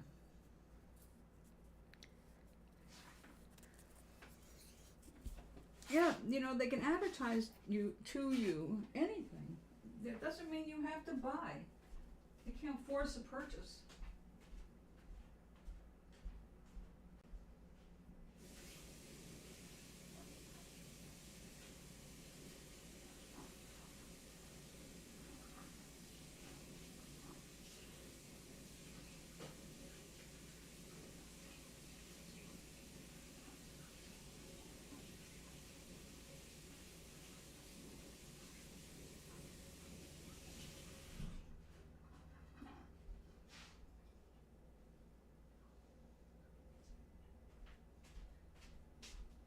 There's really no sense in getting upset about this. It really is the law of attraction. This is exactly how the law of attraction works. Except instead of it being Amazon and Google and Bing and all that other shit, the universe is all of that together. So when you are saying you want something because you've just paid attention to it, it's not just local advertising that catches on. That's automated. It doesn't have to know who you are. It just knows certain searches. So it's like if you're looking at canoes and talking about canoes, it's going to think, oh, we heard canoes. Send them information on canoes. That is the law of attraction. That's the universe saying, here you go. You were just talking about canoes. Here's an opportunity for you to make a decision about it, that you're going to refuse it or you're going to accept it. You're going to buy one or you're going to plan to buy one. So we just put this right in front of you because you were just talking about it. But the universe doesn't need you to talk about it out loud. The universe knows what you're feeling about it. That's what it's going by. So whereas the other stuff is automated that comes onto your desktop, the universe is giving you things that are tailor-made for you specifically. So you're using the energy of the universe to attract the stuff that you want to be able to look at and consider. Do I want this or do I want that? Now you don't have enough information to attract certain things because, okay, like I said I want a car, but I have not been actively looking at cars. I just spent a couple of hours in the whole last year, at the most an hour, looking at a couple of different models of cars just to see what's being made right now and what I might find the kind of fuel efficient and comfort that I would want in a car. I wasn't looking for or worried about the price of any of these things because I knew that I wasn't going to go run out and buy something immediately. I just wanted to look and see what is out there anymore. When I had a car, it was a Toyota Camry. And when I finally gave it up, it was 20 years old. So I don't have a lot of experience checking out what's a good car. I do know I want something that is going to be a hybrid. I want something that is going to get the best mileage possible. And, of course, safety and comfort. So I want a nice car. But it doesn't matter how much money I might have. Even if I did win $10 million, it would still be, I'm not going to just run out and buy the first car someone pitches. I want to be able to have an understanding about the vehicle. I want to know everything I can. And also, just because I could afford it doesn't mean I'm just going to spend extra money on something I don't give a rat's ass about. And there's just some things like, I don't care. Because basically I'm an extremely practical woman. I like things that work. I like things that are efficient. I like things that are reliable when you need to count on them. So I'll be looking at things like that. I'm not going to be going, I can afford a Mercedes now. I think I'll get a Mercedes. To me, that's like, yeah, why? For the amount of time I spend in a car, why should I pay as much as a person has to pay for a house? I'd rather get the house. And if I had that kind of millions, I would talk to my family and say, okay, where do you want to live? Because I'm going to buy a house. You're going to have to share it. But it's be paid for, and you'll have rent-free the rest of your life. Wouldn't you like that? So, I would want to take care of my family. But I'm not foolish enough to say, oh, yeah, I'm going to give you all your own house. Not likely. But to make sure that they're all safe and have a place where they can go and get together, and a place that we can get together as a family even. That'd be freaking awesome. I'd love to supply that to my family. Wouldn't it be great to have a house where you can all meet, once or twice a year? Have big family picnics, family reunion? Wouldn't that be cool? So I can dream if I start thinking in that direction. So, yeah. You never know. But we do know that we're making things for Toblerina. And the white paper clay is going to make some of the extensive list of ideas that I've been writing down. These are the things I haven't done yet. And we're also working on backdrops. We've got some background ideas of fjords, underwater, a river dance kind of a thing, winter for a toboggan ride, tulips and sunflowers maybe, like a garden. So, yeah, I'm working on everything simultaneously. Oh, we need to make a barrel with straps. I'd like to make that out of the paper clay, I think. Oh, and the diva. Excuse me, not the diva. We want to make her a drag queen outfit, which means that she's going to need fake boobs, which I was not going to put on her ever. But when I thought about how do I make a drag queen toe, there's no way around it. There has to be some boobs, or it's just not going to come across as a drag queen. I also have to come up with makeup, but we do have this. We do have the eyelashes, and I will just have to learn how to put on multiple pairs the way some drag queens do. And I will have to check out more tutorials on doing drag makeup. But that should be very funny. Or at least that's the intention, that it should be very funny. I'd hate it if it wasn't very funny. I need to put some clear on this. It's trying to flake off. We don't want that to happen. Isn't that great?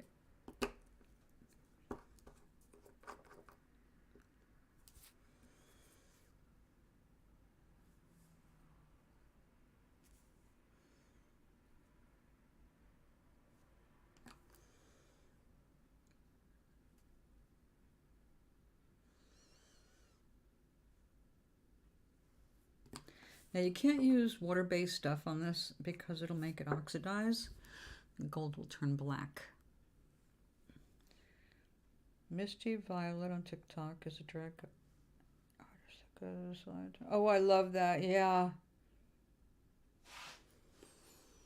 Oh yeah, totally. I watch Katya. She does a bunch of those tutorials. And I've seen them with Jinx Monsoon. She's freaking amazing. She's on Broadway now. Talk about a breakthrough. But I'll look up Misty Violet. I love their names. There's someone else. Oh, God, what's her name? Damn it, I always forget. I think one of the names is Latex. Whatever it is, she is so gorgeous.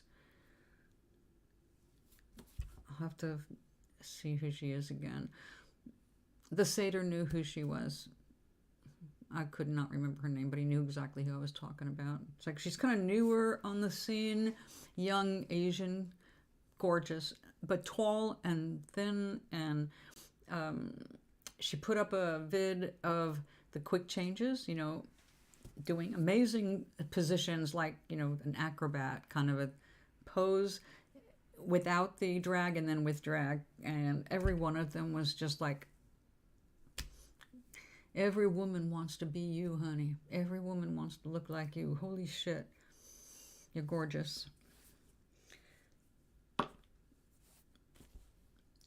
But I do like to. So also Johnny, who puts out this stuff about Sephora, what it's like to work at Sephora. I just forgot his last name again, but he's very funny, and he does some tutorials and makeup from Sephora checks. He does the comparisons, you know, like he found like Elf. Elf was surprising. Elf was very affordable, and it was identical to, or close enough to identical to some very high-end stuff. So it was like, all right, Johnny, thank you for the information. Because as I learned to put makeup on again for an old face, I need to know some of these tricks, and I need to know who's worth buying. Like, I tried a couple of things from the dollar store. Bummer. Like, almost no pigment.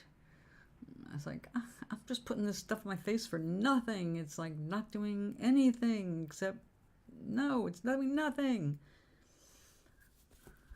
I have a long way to go when it comes to the makeup journey. But even more, it's the hair journey. My hair has turned into, it's just, well, it's like feathers right now. It's got no product in it. It was just washed and conditioned. And it's like baby hair. It is so soft.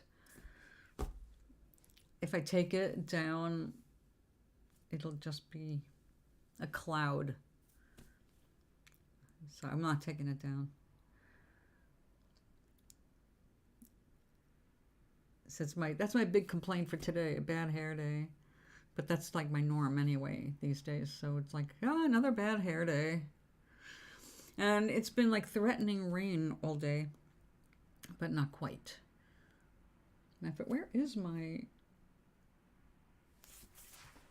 Up again. But this is really good for me because I can't be sitting for forever. I've been sitting for over 2 hours. I do need to get up and move the buttocks. Buttocks need movement. Ah, here it is. The Kindle with the weather. Let's see. Hello, Kindle. What's the weather? No, that's SimCity. Oh, look, it's almost 5 o'clock. I'm checking weather, whether or not there is weather. Looks like there's weather out there. It's not very windy weather. It's gray weather. Now, I did see a headline somewhere along the lines on the internet about a sudden change in the direction of a storm or something. It's like, uh-oh. All right, there's a chance of showers between 9 p.m. and 3 a.m. Big deal. But it's going all the way up to 51 degrees, and tomorrow it's going up to 55 degrees. But windy as all hell. Gusts as high as 29 miles an hour. All right. How cool. So, let me see if there's anything exciting. Oh, there is something exciting happening. But not in my state. All around.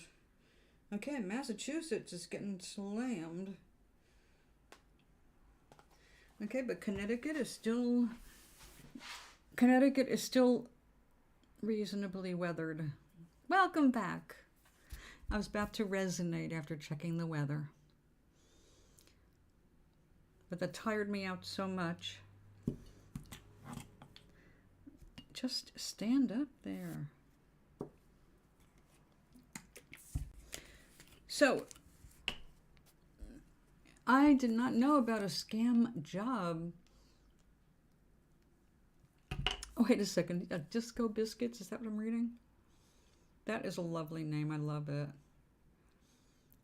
Cucumber salad. I love cucumber salad. That's one of my favorite, most refreshing things. What do you put in yours? Because I make my cucumber salads a few different ways. But cucumber's always refreshing, unless you get a bitter one. I don't like it when I made a whole big batch, and it turned out it was bitter. Bitter. I don't like bitter. Disco Biscuits. I love that name.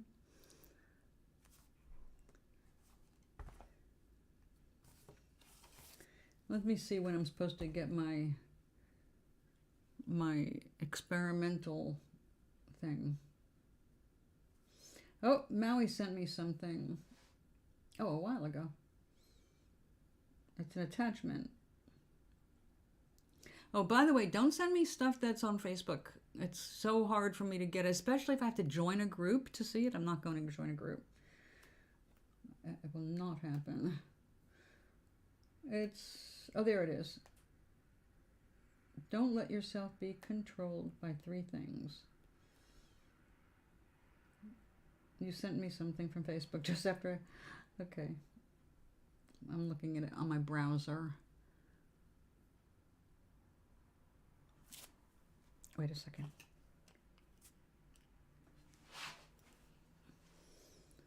Oh, fucking Facebook.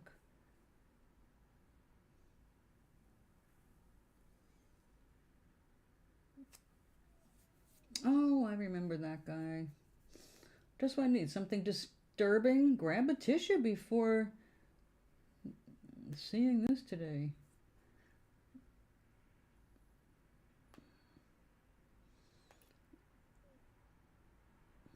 Don't be ashamed to say what you are not ashamed to think.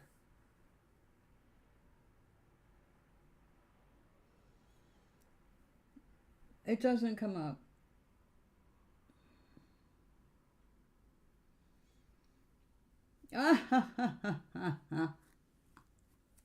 I knew it. I friggin' knew it. Maui, it's not bringing me to the thing. That's the problem with Facebook. You send me something that's from a Facebook page, and I try to go there, it logs me into Facebook and brings me to my home page, not what you posted. But it did show me something funny. I told you about my friend's husband who makes these remarks on what I post, and it's like I finally confronted him with, why are you only say something when you have something like you don't like it. So today he heads off something about it, and I know this business, and so it's out of curiosity. I said, by the way, did you read the article? Because he left a long comment on this article, and he just wrote back, no. So he left this long comment on what I put there and never read it first. It's like, yeah, that's what I thought. Onion, sour cream, white wine vinegar, sugar, and seasoning salt. That'll work. Okay, I don't ever do the sour cream one actually, but I do the cucumber, onion, sugar, hot pepper flakes, and the white vinegar, wine preferred if you have it. That's a soaker, but not for very long, and that's, of course, served ice cold and still floating around in the fluids. And another one is not floating in anything. I do that with tomato, parsley, chopped onion, and balsamic vinegar. That's another good one. So let me see. Did you already send it?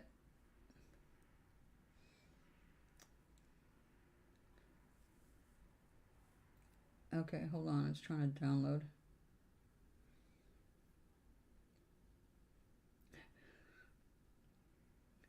Again, tried to open on Facebook.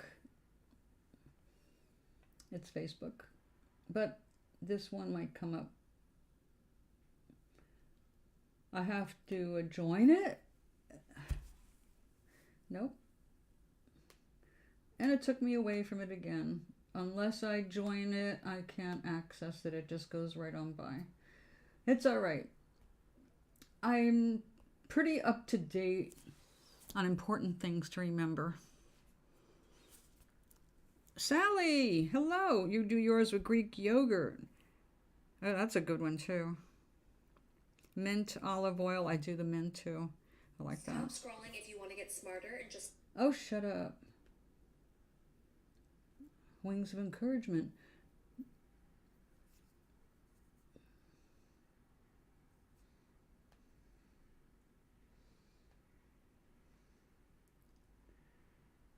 Ah.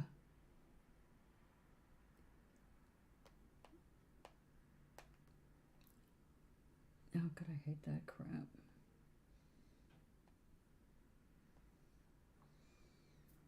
Groovy history. Let's feel sorry for an actor. Sorry. Okay, sweet dreams. Rest well.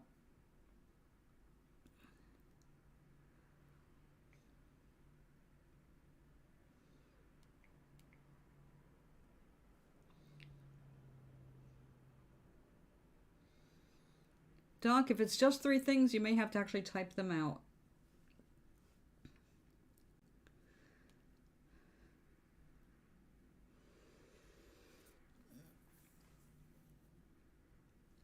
Now, I do like parsley, mint, some chopped tomato, chopped onion for sure, and chopped cucumber. More like a tabbouleh without the wheat bulgur.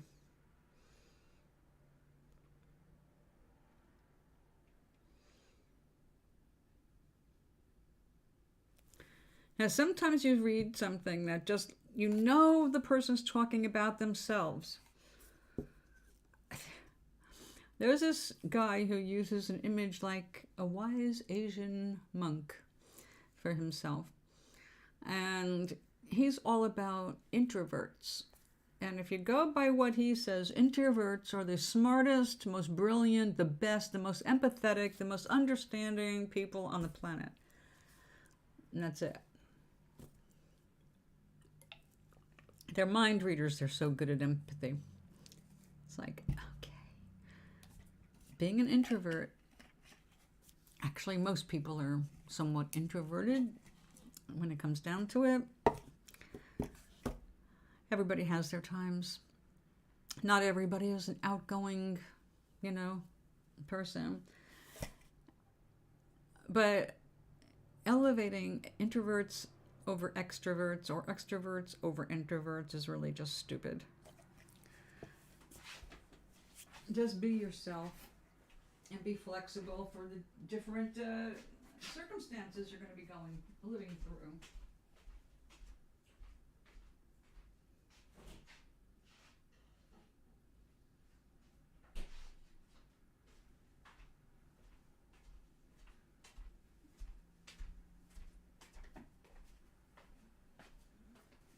Okay, it's resonation time.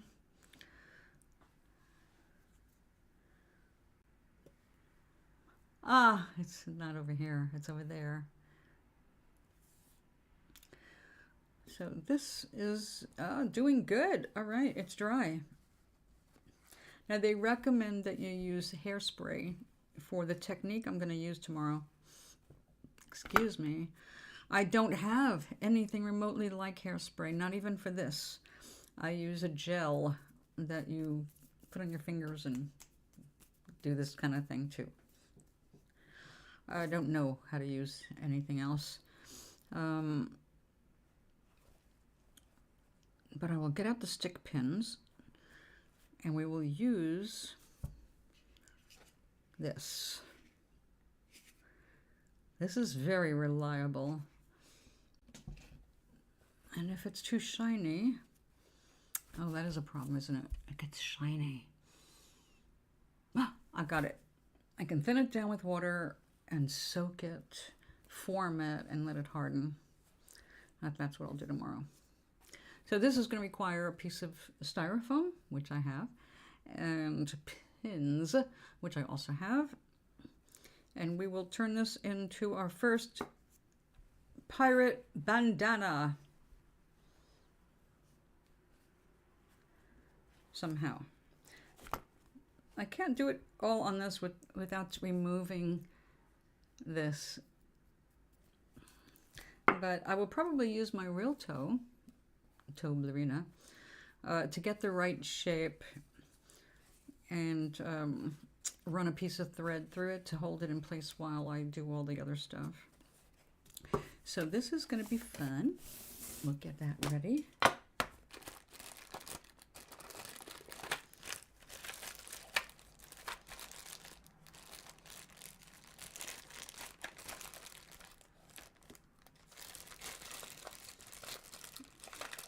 Oh, look, we even have just the right color.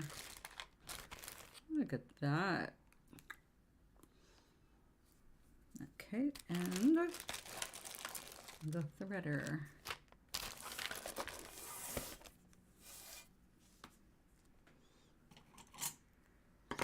So, those of you who are not going to bed, how are you? How are you, Sally?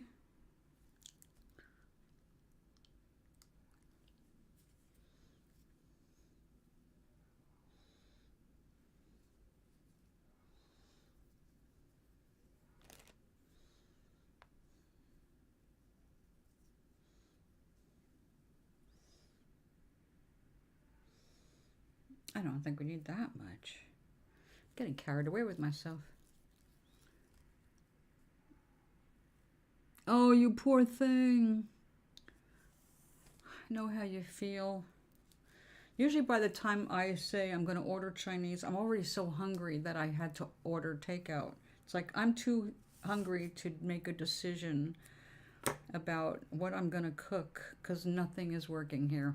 My brain is stopping. I need food. And that's when I noticed that there's an app and I can order either pizza or Chinese food. And we know that pizza's only once a year. So my skin is so rough right now that everything is sticking to it that it doesn't need to be sticking.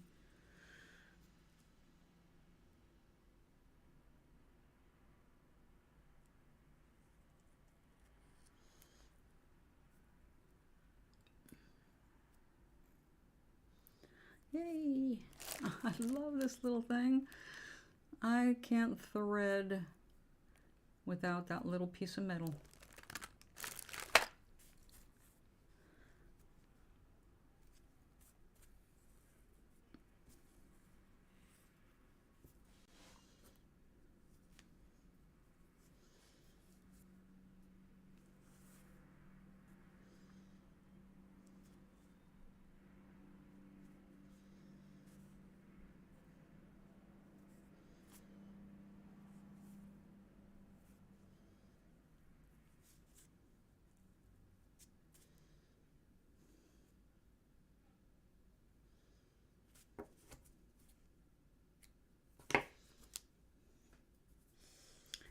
Okay. Just like when I'm playing Power Wash Simulator.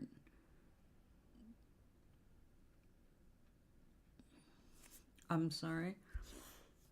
There's a Power Wash Simulator? I did not know that.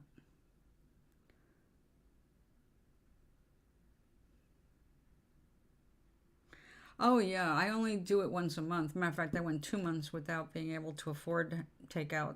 So, well, for me, delivery, because I don't go get it. They have to bring it to me, which means a tip on top of the expensive food. I am very lucky. There is one Chinese restaurant that tends to deliver pretty quickly.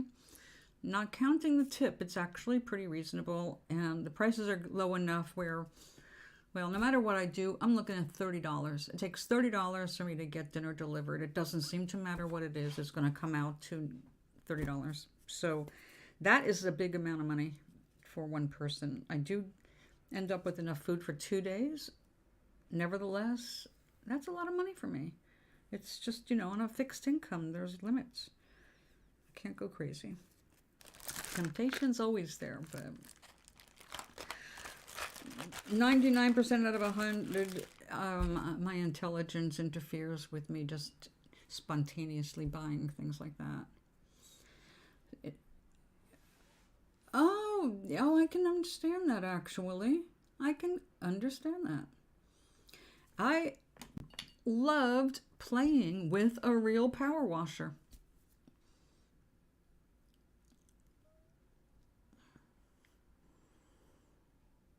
I loved getting soaking wet. I was in California at the time, so getting wet was nice. They used a power washer to do my windows. They used a power washer to do my car. If there was anything else I could have power washed, I would have. It was so fun. It just wasn't enough. It's like, oh, I'm done. That was fast. Is there anything else? Anybody need something cleaned? Yeah. I had no idea they made it into a game, but I completely understand. Power wash away.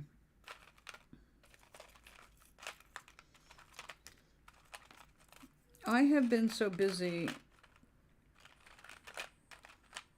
just trying to get everything in order here that I have not even been able to put enough time into doing great at SimCity. And that's like my #1 game. In fact, yeah, that and Scrabble. It's the only things I actually play anymore. And, you know, I've got limitations. I've got mostly right now time limitations. Oh, and that's right. Oink, I play those wooden block puzzles on Mist Play. I played one to the point where I hit level 20 and it wasn't counting on my behalf anymore. I was like, well, forget that. And then I found some other wooden block puzzles. It's like, all right, I will continue then. All right, now be careful and don't all come jumping out again. I'd appreciate that.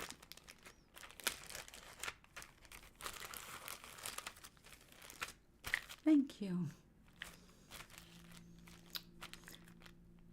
Oh yes, I checked out City Skylines and it's very nice, but it doesn't have the 360-degree view of the buildings. And for me, it's like, no, I like to get down there and look at my buildings because they're so intricate, especially ones that stimulate parades. I love the parades. So I've got a bunch of things that trigger parades in all of my regions. I love the shit out of that. Because sometimes I'll just sit there and watch a parade take off. Like they created a parade for their 30th anniversary. They made a giant building that looked like a birthday cake or a wedding cake. Big fireworks on the top. Oh, so cute. And it's got a parade. And it's fun. You watch them blow the stuff up and start going around the block. And then at the end of the parade, you see things starting to, as they arrive, they start collapsing. The balloons let go and float away. I mean, it's like, this is too cute. I love it. So they've got all kinds of reasons, all kinds of excuses to do that. All right. Troubled Arena's got her first pair of sunglasses. And there they are. They're gilded, they're sequined, not sequined, rhinestoned. They've got rhinestones. Yes, SimCity is multiplayer now. But it's multiplayer not in your own city. It's multiplayer in, like, the clubs. I am the president of a SimCity club. So everybody in our group does challenges. We have challenges that happen for like 5 days at a time. Then you get a day and a half off and they start over again. You earn different things for your city with the challenges. Plus, if everybody pitches in together and gets the high scores, then you win extra things for everybody in the city, in your group. So that's been fun for a while now. Is there food there? Oh, you too.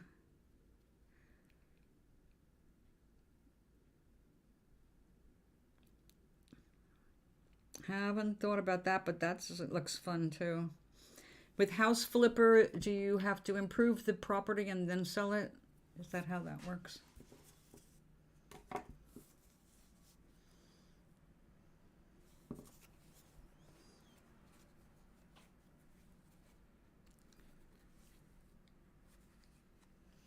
I haven't been exploring anything new simply because I'm trying to get so much done, and I haven't had time for that. I would love to come up with something that Richard and I can play long distance, because right now we're stuck with just one game, and he does games that are well, he's got a couple that are his favorite kinds of things, and one of them is Battlegrounds, which is never going to happen because you have to have a console to play that kind of thing.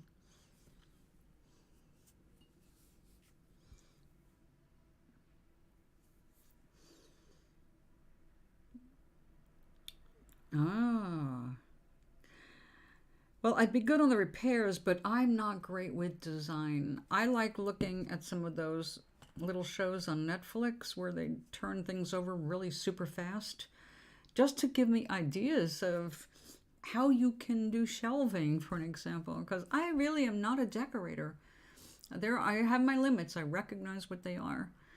So decorating is not my strong point. I love looking at things that are decorated. Usually I'm going ew, ew, ew, ew, ew, ew, ew, ew, ugh. But then there's other places I go, oh my God. Oh yes, oh yeah, yeah, yeah, oh yeah. So yeah, it just varies.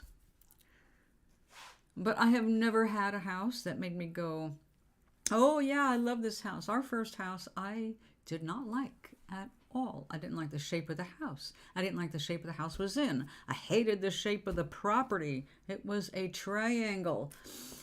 On the end of the street kind of a thing. It's like, oh, no, I don't want to move here. I do not want to move here.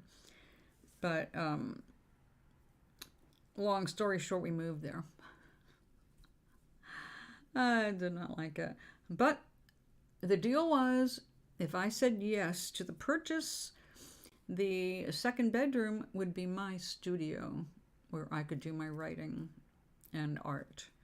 And I got it. So that was the deal. We bought the house. I had a studio.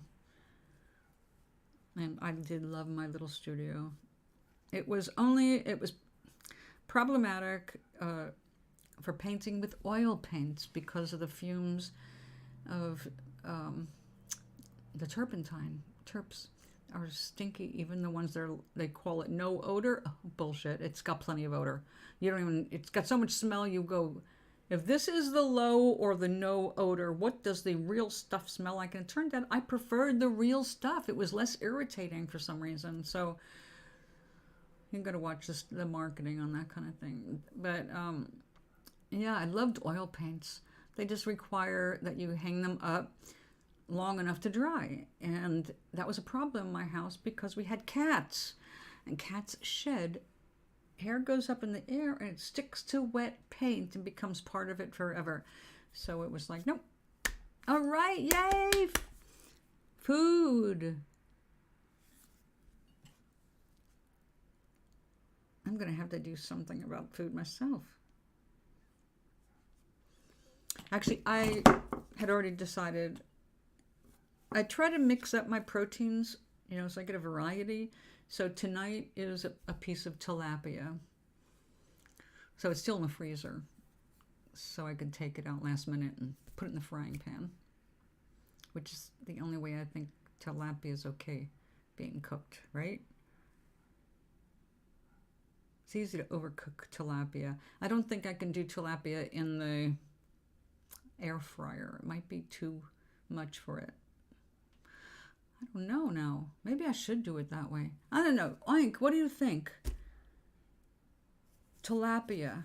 It's not a thick fillet like a salmon. What can I do with that? It's on the Switch. What's the Switch? Is it a gaming thing?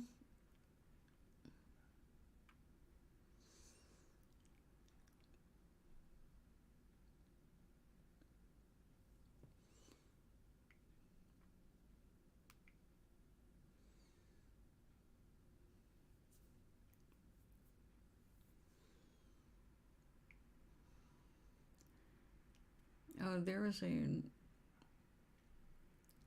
Oh. Someone thought something was hilarious, which is good. I was hoping to be hilarious. Okay, I need power cord. Come here, power cord. I just noticed that my phone is on its way to death here. Most popular console. Oh, I see. Well, see, that's why I don't know about these games.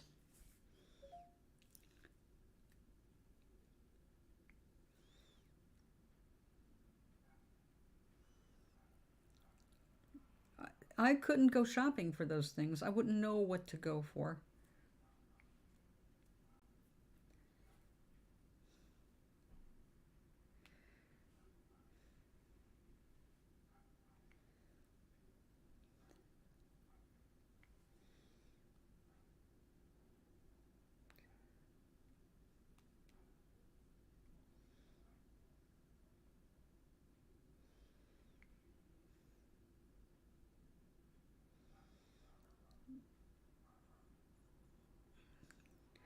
I'm trying to send a note.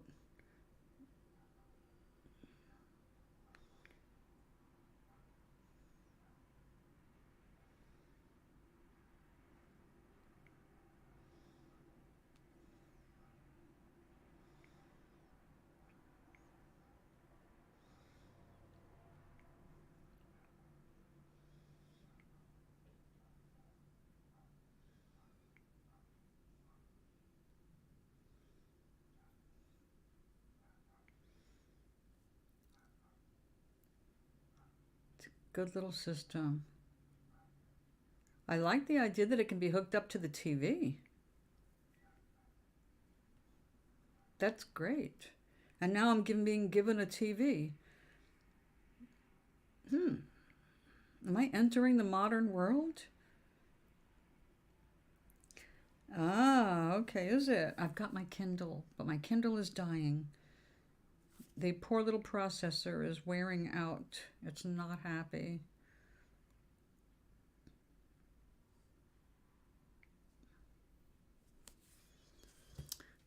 I have put it through a lot.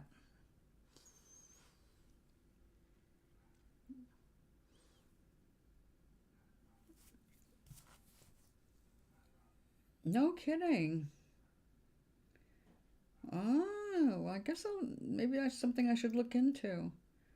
Although at night I unwind with a meditation, to be honest. And if that doesn't work and I can't go back to sleep, I get back up and I'll do a little Scrabble, or I'll do, because after every single Scrabble move, I get an ad. I get tired really fast of that shit. What else? Oh, I'll play a puzzle or something. Or I'll put a meditation on, something from Esther Hicks or Louise Hay, you know. Okay, which thing was making that sound? Wait, that sounded this way. No, there's nothing here.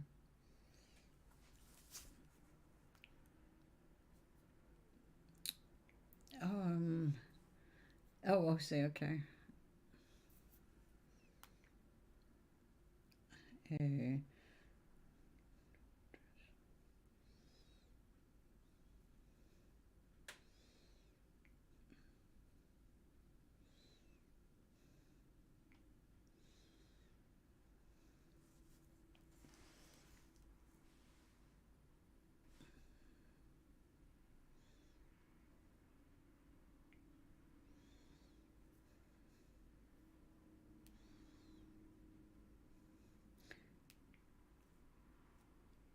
Okay.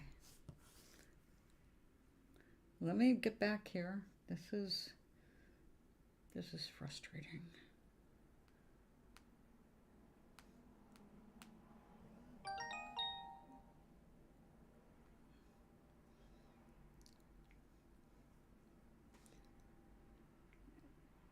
Please do what you're supposed to do.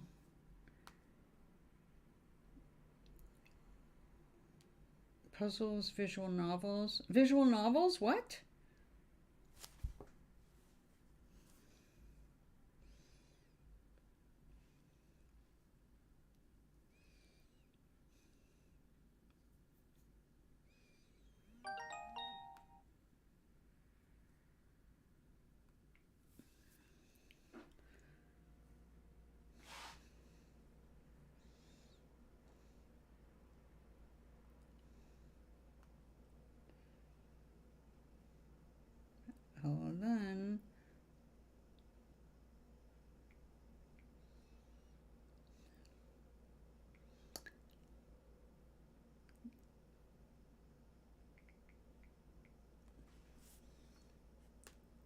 Okay. I think I'm caught up. There's too much that goes on the phone. That's the problem. Come back, YouTube. There you are.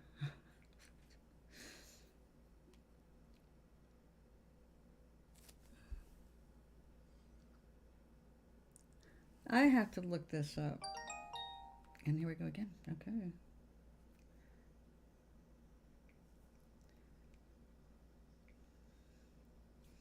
It is cool to have things that can educate and be fun. So yay. Well, I think I'm gonna go because so much of this stuff I have to do tomorrow because I need the light table to continue and I need to open up the paper clay and all this other stuff. So I really just need to, yeah, there's two. See, we've got a few things for tomorrow. So I'm just gonna leave this for tomorrow. So we've got everything set. And I guess what I'll do is just make myself something to eat and keep my fingers crossed about the mail coming tomorrow. May it be what I'm hoping for. But in the meantime, think happy thoughts. Imagine the best.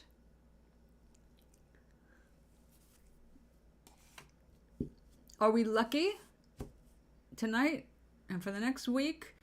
Your inner mantra is, I am amazingly lucky. I am so lucky. Today is my lucky day. I am so fortunate. Things just go my way. I want you to do some self-talk like that for the next week and see what energy shifts in your world. Don't look at reality. We're talking about bending the spoon with our minds, okay? There is no spoon. I love you guys. I'll see you in the morning. I feel the same way. I am the luckiest person on the planet. Thank you for being here with me. You made me luckier. I'll see you tomorrow. Let's all go back and relax, chill out, and look for things to make yourself joyful. Joy, joy, joy. Go watch something funny. I don't know what I just touched, but there we go.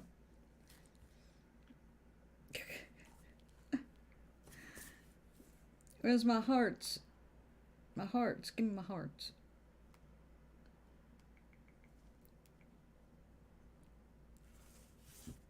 Enjoy your food. Doc, remember what we talked about earlier.